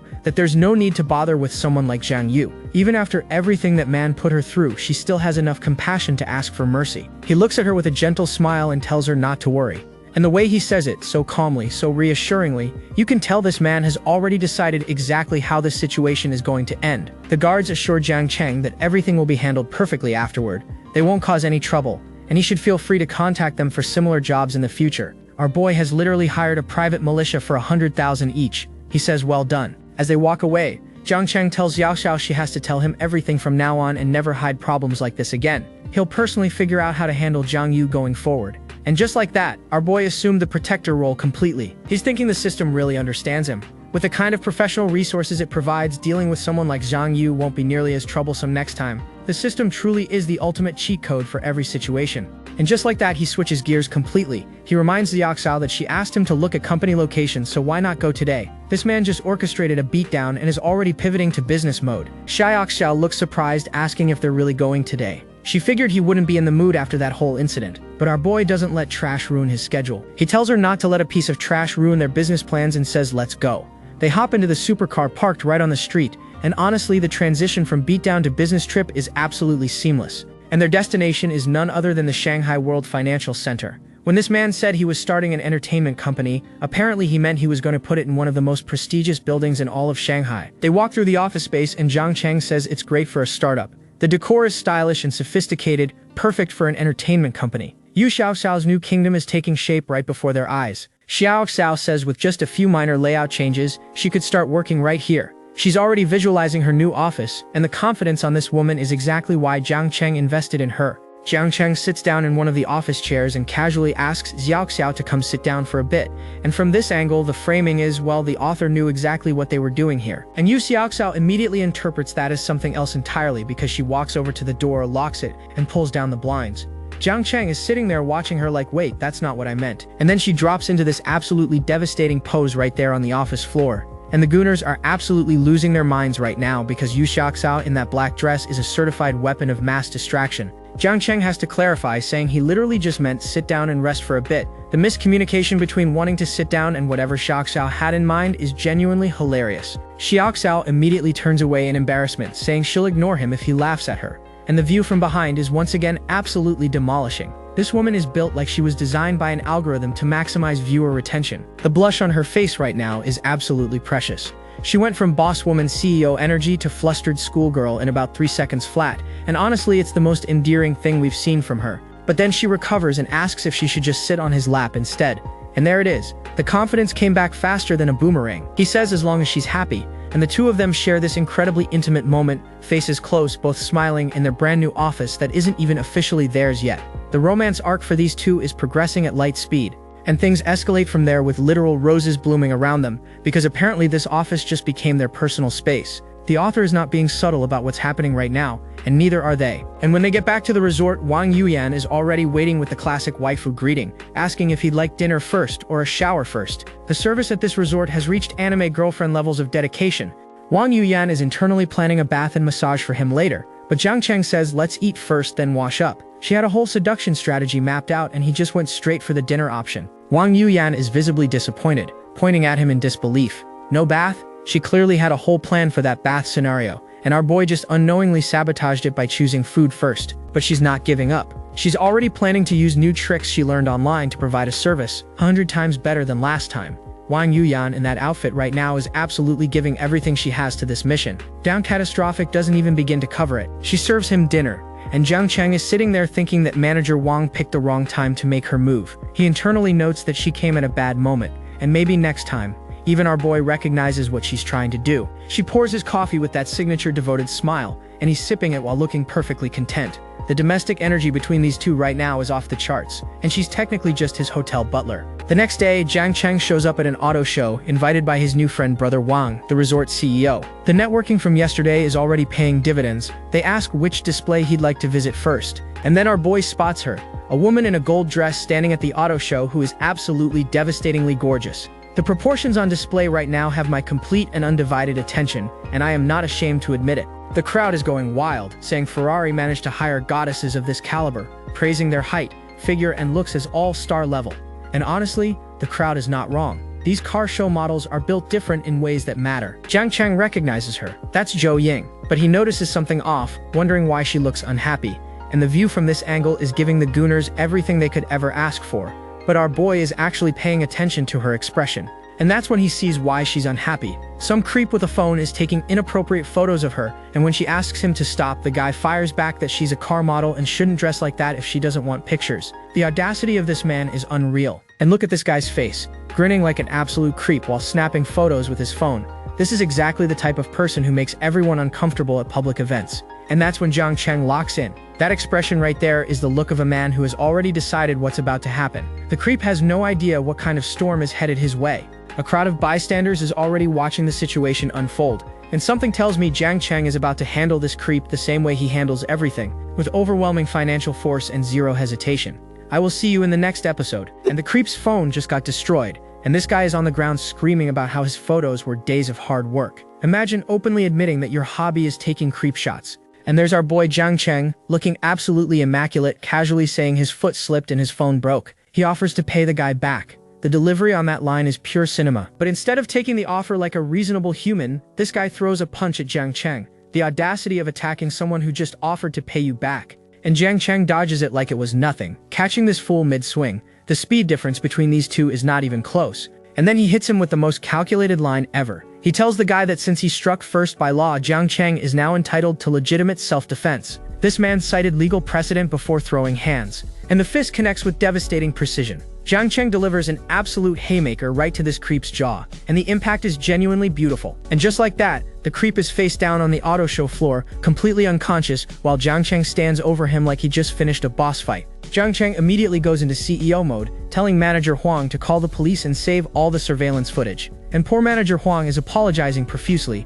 saying this has never happened before. When a VIP gets harassed at your event, you know heads are rolling, and the orders keep flying. Security first, then police. The entire auto show staff is scrambling to handle the situation because Jiang Cheng's presence demands that kind of response. The bystanders are hyping him up, telling him that punch was incredible. But Jiang Cheng says it just made his impression of Shanghai even worse, because how could there be such a pervert here? Even after knocking a guy out, our boy has standards. And Shen Hao backs him up, saying they're all decent people and don't have that kind of disgusting fetish. The contrast between normal guys and the creep on the floor is absolutely stark. And then Zhou Ying comes over to thank him, and good lord, this woman in that gold dress is absolutely devastating. She's asking if he's alright, and he says the only thing that matters is that she's okay. Smooth and protective in one line. And of course Wang Zheng and Chen Hao immediately start roasting him. They're saying no wonder Jiang was so furious, it was all because of his lover. The boys are doing what boys do, which is make everything worse. Jiang Cheng corrects them, introducing her as his high school classmate, Zhou Ying. And the way these two look standing next to each other right now is giving main couple energy that's hard to ignore. He introduces Wang Zheng and Chen Hao as his brothers, and Zhou Ying politely greets them. Meanwhile, every guy in this scene is trying very hard not to stare at that dress. And honestly, I respect the effort. Zhou Ying asks if he's here to look at cars again today, and the gooners are eating very well right now, because this close-up is not playing fair. The proportions on this woman are arguing with physics. Jiang Cheng says he's just browsing and might pick out a car for his dad.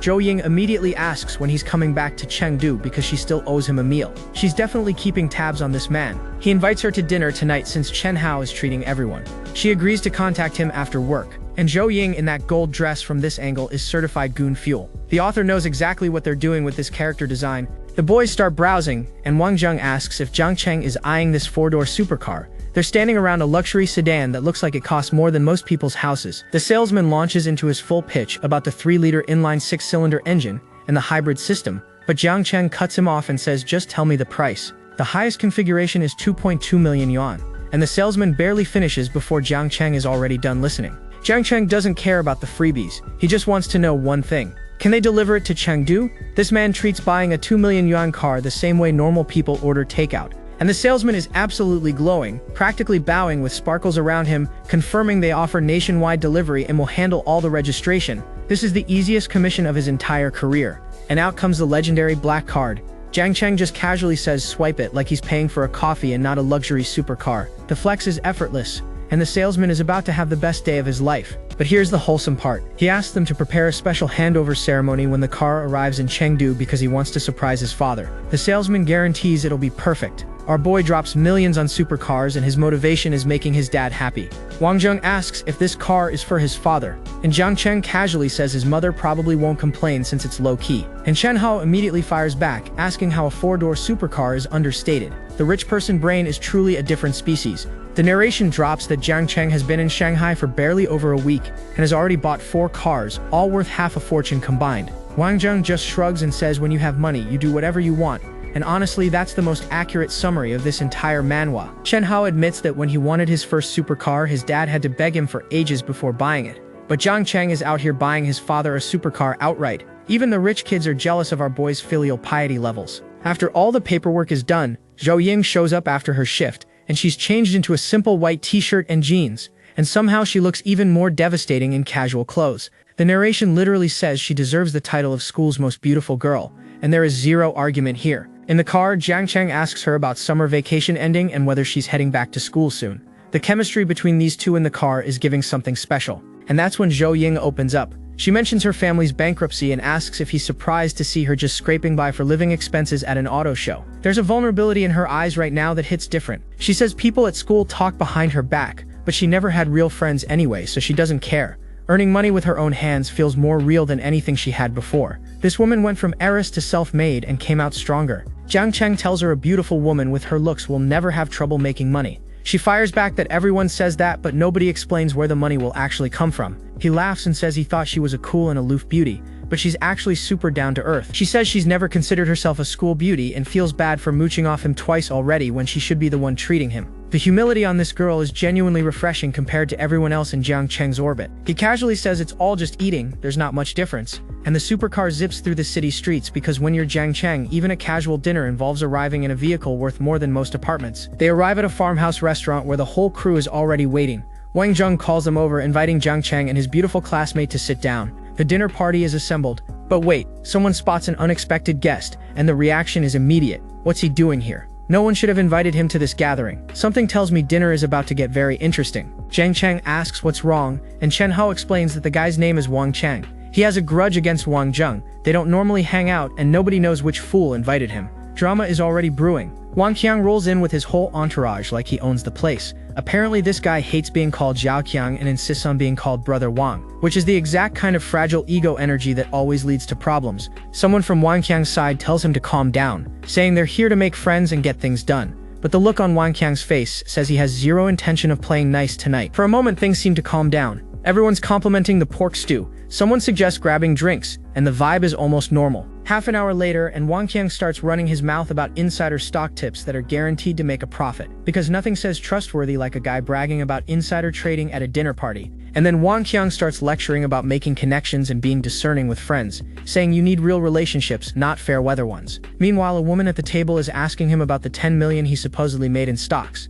The flexing is getting unbearable. And Wang Zheng is thinking that this whole time, Wang Xiang has been subtly sarcastic and mocking towards both him and Chen Hao. The passive aggressiveness at this table is reaching critical mass, and Chen Hao decides enough is enough. He brings up the 2 million yuan that Wang Qiang borrowed 2 years ago, and asks if he can repay it now. Wang Qiang immediately gets furious about being called by his nickname. The man owes 2 million and is worried about name protocol. Chen Hao is about to lose it, slamming his hand on the table, but someone tries to calm him down before things escalate. The tension at this dinner just went from passive-aggressive to actively aggressive. And that's when a drink goes flying across the table, spilling everywhere. The nice farmhouse dinner has officially devolved into chaos, and the food is collateral damage.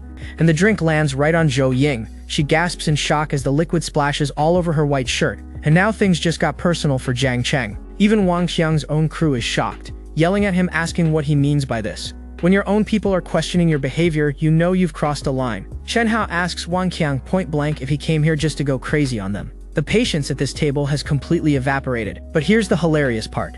Wang Qiang is internally panicking. He notices that Wang Zheng and Chen Hao's attitudes have shifted completely. They're protecting Jiang Cheng. He realizes this Jiang guy must be somebody important, and he needs to switch sides immediately. The social climbing instinct is incredible. So Wang Qiang tries to deflect, telling the guy next to him that he's here for Chen Hao's gathering and to not cause any trouble. This man just watched his own goon splash a drink on someone and is now pretending he had nothing to do with it. But one of his guys doesn't get the memo and starts screaming about how everyone is praising this country bumpkin from Chengdu. He slams the table and says he's not going to put up with it. This guy chose violence when his boss was trying to choose diplomacy. And Jiang Cheng stands up. He tells the guy that he dirtied his classmate's clothes, and he wants an apology directed at her. The temperature in this room just dropped about 20 degrees. Zhou Ying tries to defuse the situation, telling Jiang Cheng she's fine and he doesn't need to bother. But one look at her stained shirt and you can tell she's just trying to avoid making things worse. Unfortunately for the other side, Jiang Cheng has already made up his mind. Jiang Cheng repeats himself, apologize, but the blonde guy calls him a country bumpkin putting on airs and asks what he's gonna do about it. The man really just doubled down on disrespecting someone who knocked out a creep with one punch earlier today. And there it is. Jiang Cheng absolutely slaps this man into the next dimension. The impact is so clean that you can practically hear it through the screen, and the guy goes flying, crashing to the floor with the kind of impact that makes you feel it in your teeth. Jiang Cheng's hands are rated E for everyone apparently, and Jiang Cheng hits him with the most cold-blooded line. He asks if the guy really thinks he's made of mud just because he keeps calling him a country bumpkin. That look in his eyes right now is pure ice. The guy is holding his face in disbelief, stammering about how Jiang Cheng dared to hit him. The swelling is already visible. This man really found out after choosing to find out, and then Jiang Cheng delivers the most disrespectful line in the entire series so far. He suggests the guy see a neurologist, and if he can't afford it, Jiang Cheng will personally pay for it. The financial flex combined with the insult is genuinely devastating, and the guy completely loses it, grabbing a chair and swinging it at Jiang Cheng. Someone yells for brother Jiang to be careful, but based on what we've seen so far, the concern should really be directed at the chair. And Jiang Cheng kicks the chair right back into this guy's face. The chair attack backfired so spectacularly that it's basically a self-inflicted wound at this point. Wang Zheng and Chen Hao step in and tell Wang Xiang that his boy caused this mess with his foul mouth, and here's his chance to get lost. The cleanup crew has arrived and they're not being gentle about it, and Wang Xiang leaves with the classic villain exit line calling Jiang Cheng a country bumpkin and promising he won't let him get away with this. Death flags planted and flourishing because this man has no idea who he just threatened. And instead of being worried, Jiang Cheng casually asks about Wang Xiang's background. Turns out his family is in the food industry with 2 listed companies and they've been gaining market share, which is why he's so arrogant. And then Jiang Cheng smirks and says he'll see just how capable they are. That expression right there is the face of a man who already has a plan. Wang Cheng's family has absolutely no idea what's coming. Zhu Ying apologizes for causing trouble again, but Jiang Cheng brushes it off as nothing.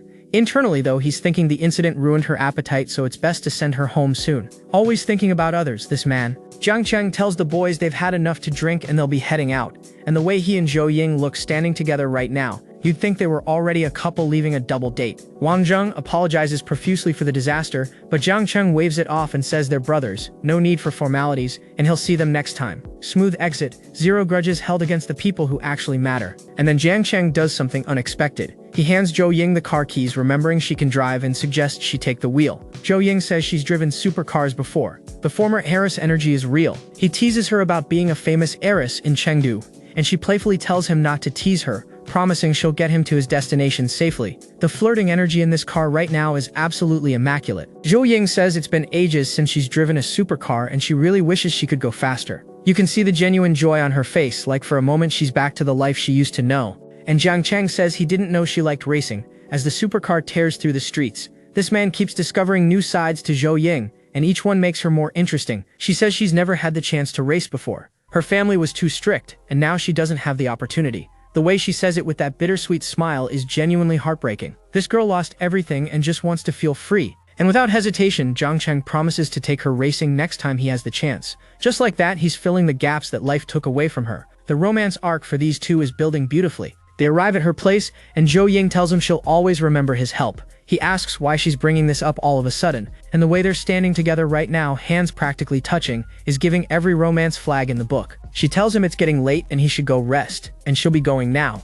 But the blush on her face and the way she's fidgeting right now tells you everything words can't. Zhou Ying is down bad and trying her absolute hardest to hide it, and she practically runs away. Jiang Cheng is standing there confused, wondering why she suddenly bolted. Was she shy? Meanwhile, Zhou Ying is walking away with her heart probably doing gymnastics. These two are dancing around each other and it's adorable. But our boy snaps out of it immediately. He says forget about that for now, it's time to get down to business. He pulls up his system app and starts planning. The security team the system gave him is about to get its first real assignment, and Wang Qiang's family is the target. The very next morning, Jiang Cheng wakes up to check his phone, and Wang Qiang's family food safety problems are already trending on social media. Someone calls in with the details. Wang Qiang's family has been exposed for foot-stomped pickled cabbage and swill-soaked bamboo shoots. The entire food safety scandal is blowing up in real time, and every disgusting practice is being laid bare. Jiang Cheng is on his couch watching the fallout, confirming that it's not just the pickled vegetables. They've also been caught using rotten, expired raw materials for their noodle products. Every skeleton in that family's closet is coming out at once.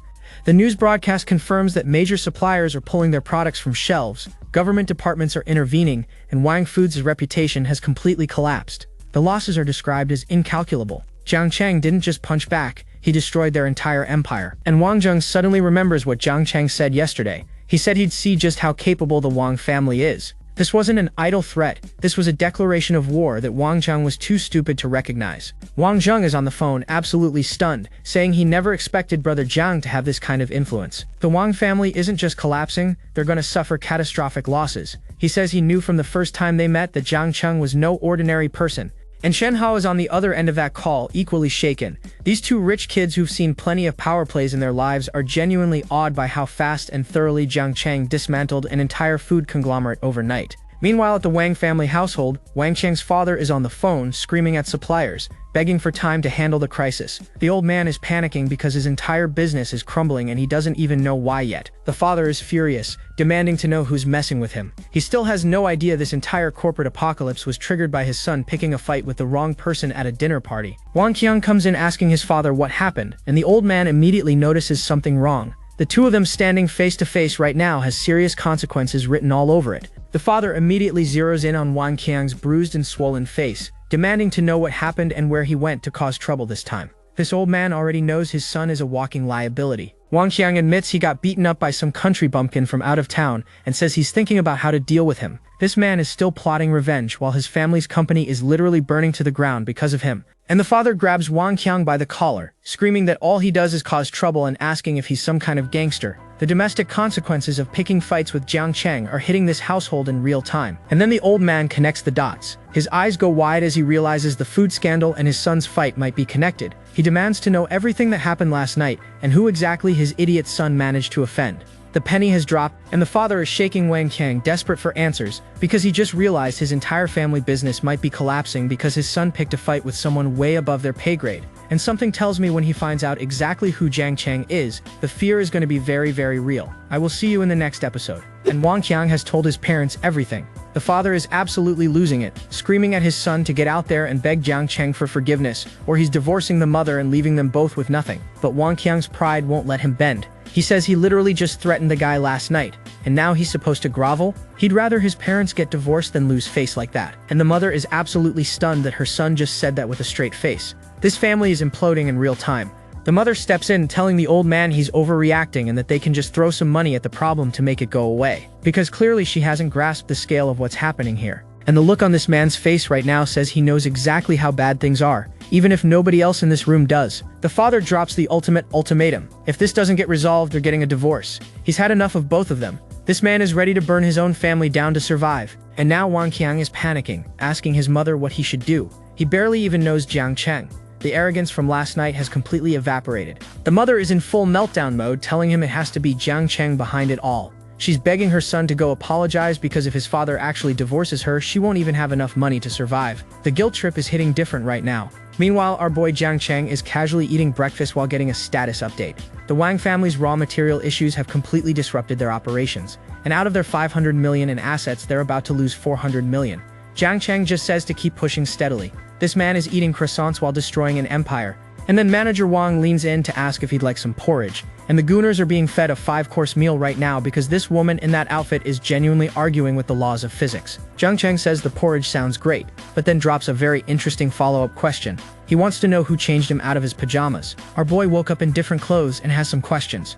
And here's where we get manager Wang's internal monologue. She's thinking that Jiang Cheng brought home another stunningly beautiful woman, and she needs to step up her game.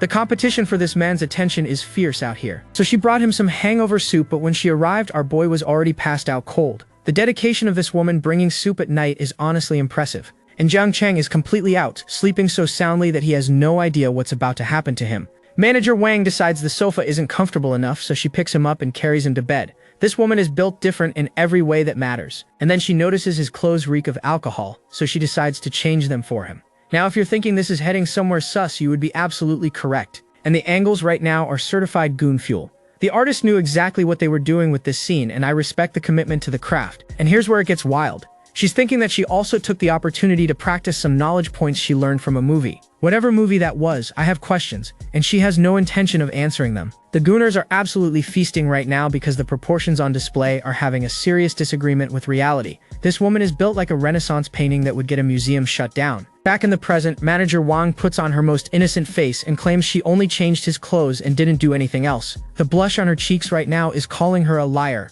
And Jiang Cheng's heart is pounding because something tells him that wasn't just a dream last night. This man is sitting at the breakfast table having a crisis while she stands there looking completely composed. Manager Wang smoothly transitions, saying he must be feeling unwell after drinking so much and offering a new massage technique she recently learned. Jiang Cheng just casually agrees. This man has no idea what he just signed up for. And then she drops the bomb. She asks, "Shall we go to bed?" And the way she says it with that look on her face is sending every possible signal at maximum volume. Jiang Cheng agrees naturally, telling her he'll trouble her for the massage. Our boy is maintaining composure like a professional, but you can tell the brain is doing overtime processing what's happening. And they get to the bedroom where Manager Wang starts her massage. Jiang Cheng immediately notices this seems a bit too formal for a casual rubdown. My brother, formal is not the word I would use for this situation. And that's when Jiang Cheng gets an eyeful that nearly sends him into cardiac arrest. Our boy is down catastrophic right now, and the willpower being tested here is genuinely superhuman. He's internally screaming at himself to calm down, amazed at how much Manager Wang trusts him.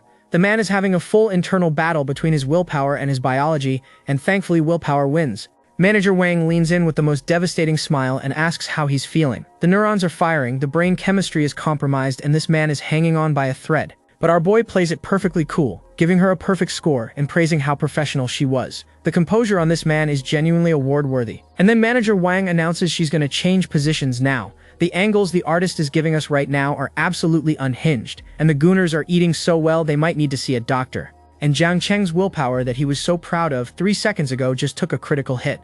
The man is fighting for his life in there, and even Manager Wang seems to realize she might have pushed things a little too far, because the look on her face right now is pure embarrassment. Jiang Cheng tells her this feels a lot like his dream from last night, and the tension in this room right now could cut through steel. And the way she's looking at him right now, hair down, completely glowing, is certified peak fiction. This woman came here with a plan and she's executing it flawlessly. She tells him of course it's up to him, and just like that, the professional distance between boss and manager has officially ceased to exist, and they kiss. Manager Wang calls him mean, and honestly the romance arc for these two has been building since day one. The tension has finally broken and everyone saw this coming. And we're gonna leave these two to their business because what happens next is between them and the author's imagination. The scene is getting too spicy for even the manhwa to show fully. Meanwhile, on the other side of town, Wang Qiang has apparently decided that apologizing can wait. Instead, he's out with some woman at a hotel booking a boutique room. He says he's bored at home and refuses to grovel. This man's priorities are absolutely cooked. But then something goes wrong, and the confident look on Wang Qiang's face starts to crack. His card gets declined. The receptionist apologetically tells him the payment won't go through, and the color draining from Wang Qiang's face right now is genuinely satisfying. The receptionist is looking at the card like it personally offended her. You can tell she's seen declined cards before, but the embarrassment radiating from this situation is on another level. Wang Qiang insists the machine must be broken and tells her to swipe it again. He's still in denial, standing there with his girlfriend trying to play it cool while his financial life crumbles. Declined again. Insufficient funds. The receptionist asks if he has another card, and Wang Qiang's face is processing the realization that his father actually did it. He actually cut him off.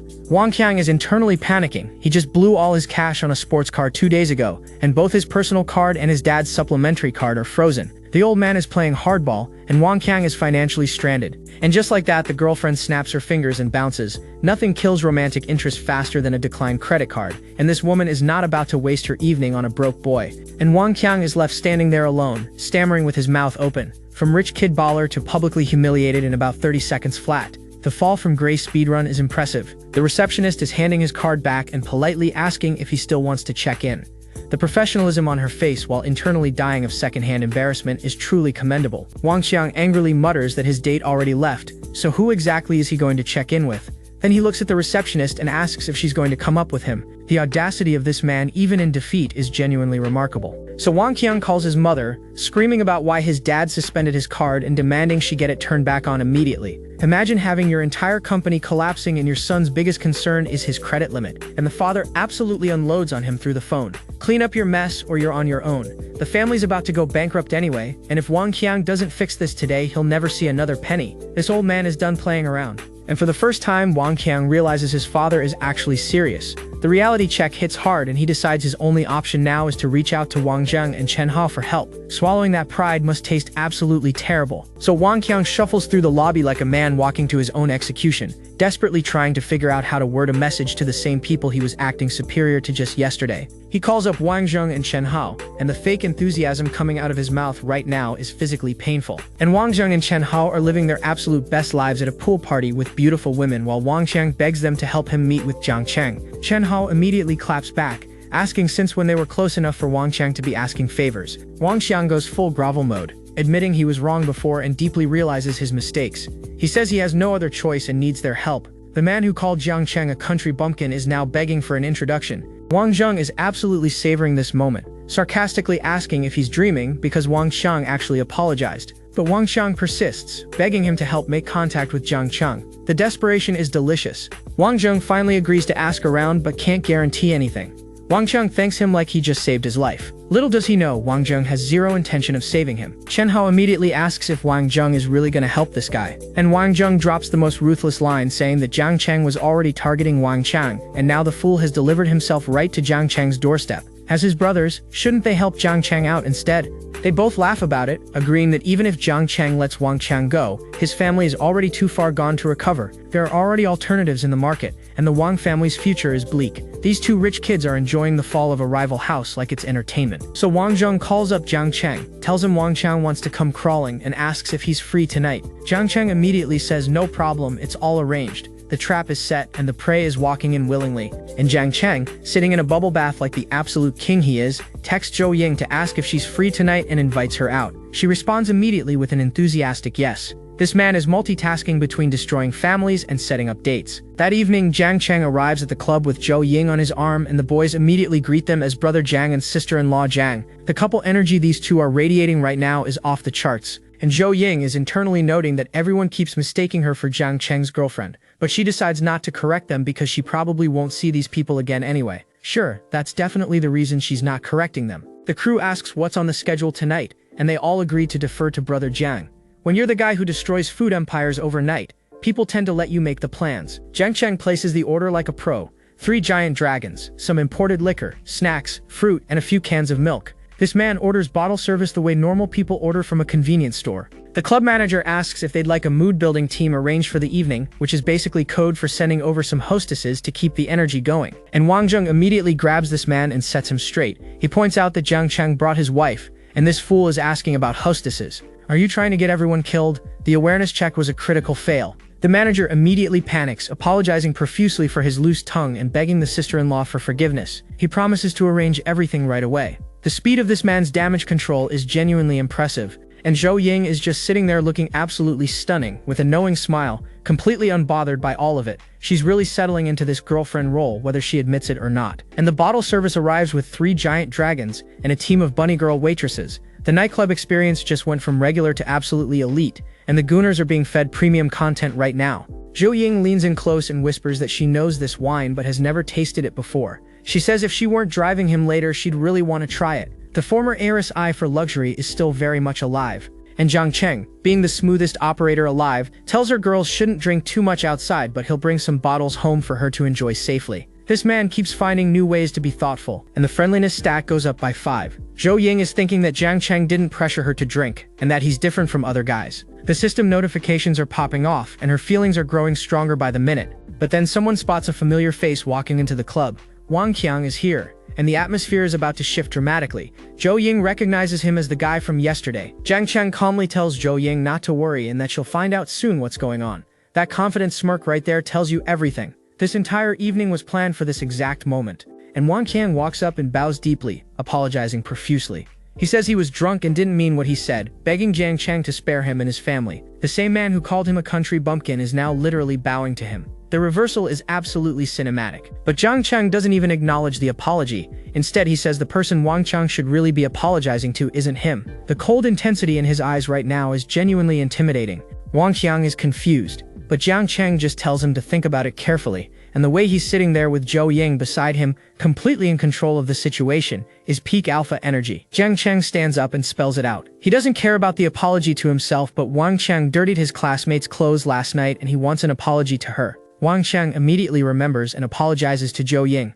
This man orchestrated an entire evening just so his girl would get the respect she deserves. Wang Qiang is on the ground looking absolutely crushed. The humiliation of having to bow to the same person he disrespected yesterday is eating him alive from the inside. Zhou Ying tells Jiang Cheng not to worry about her, that she's fine, but the look on her face right now says she's genuinely moved that he went this far for her sake. And then it clicks. Zhou Ying realizes Jiang Cheng brought her here specifically so Wang Qiang would apologize to her face. He genuinely cares about her feelings. And there's another friendliness +5, because this woman is falling hard and the system is keeping a running tab. Wang Qiang is practically groveling now, begging both Jiang Cheng and the sister-in-law to be magnanimous and not hold a grudge anymore. The desperation on this man's face is almost enough to make you feel sorry for him. Almost. But Jiang Cheng isn't done. He sarcastically calls himself a country bumpkin and brings up how arrogant Wang Qiang was when smashing bottles last night. Then he proposes something beautiful. Since Wang Qiang loves smashing bottles so much, how about he performs the same trick on himself with 3 bottles of premium liquor? The creative cruelty is genuinely impressive, and Jiang Cheng is holding out a bottle with that signature smirk on his face. The man who once got a bottle thrown at him is now making the thrower taste his own medicine. Wang Qiang is sweating bullets, thinking he never imagined this country bumpkin would come up with such a creative way to humiliate him. But what choice does he have? His family's entire future depends on getting through this. Jiang Cheng looks at him dead serious and asks, "So what do you say, brother Xiaoqiang?" The ball is entirely in Wang Qiang's court, and every option is terrible, and Wang Qiang caves. He says he had no choice because he needed his dad to unfreeze his card, so he grabs the bottle and agrees to perform his special talent for the audience. The man is about to smash bottles on his own head for Jiang Cheng's entertainment, and the first bottle connects with his own head. The impact sends glass and liquid everywhere, and the entire club goes quiet for a split second before erupting. Wang Qiang hits the ground surrounded by broken glass and his own blood. The crowd is watching in disbelief as this former rich kid sits on the dance floor, completely destroyed in every sense of the word.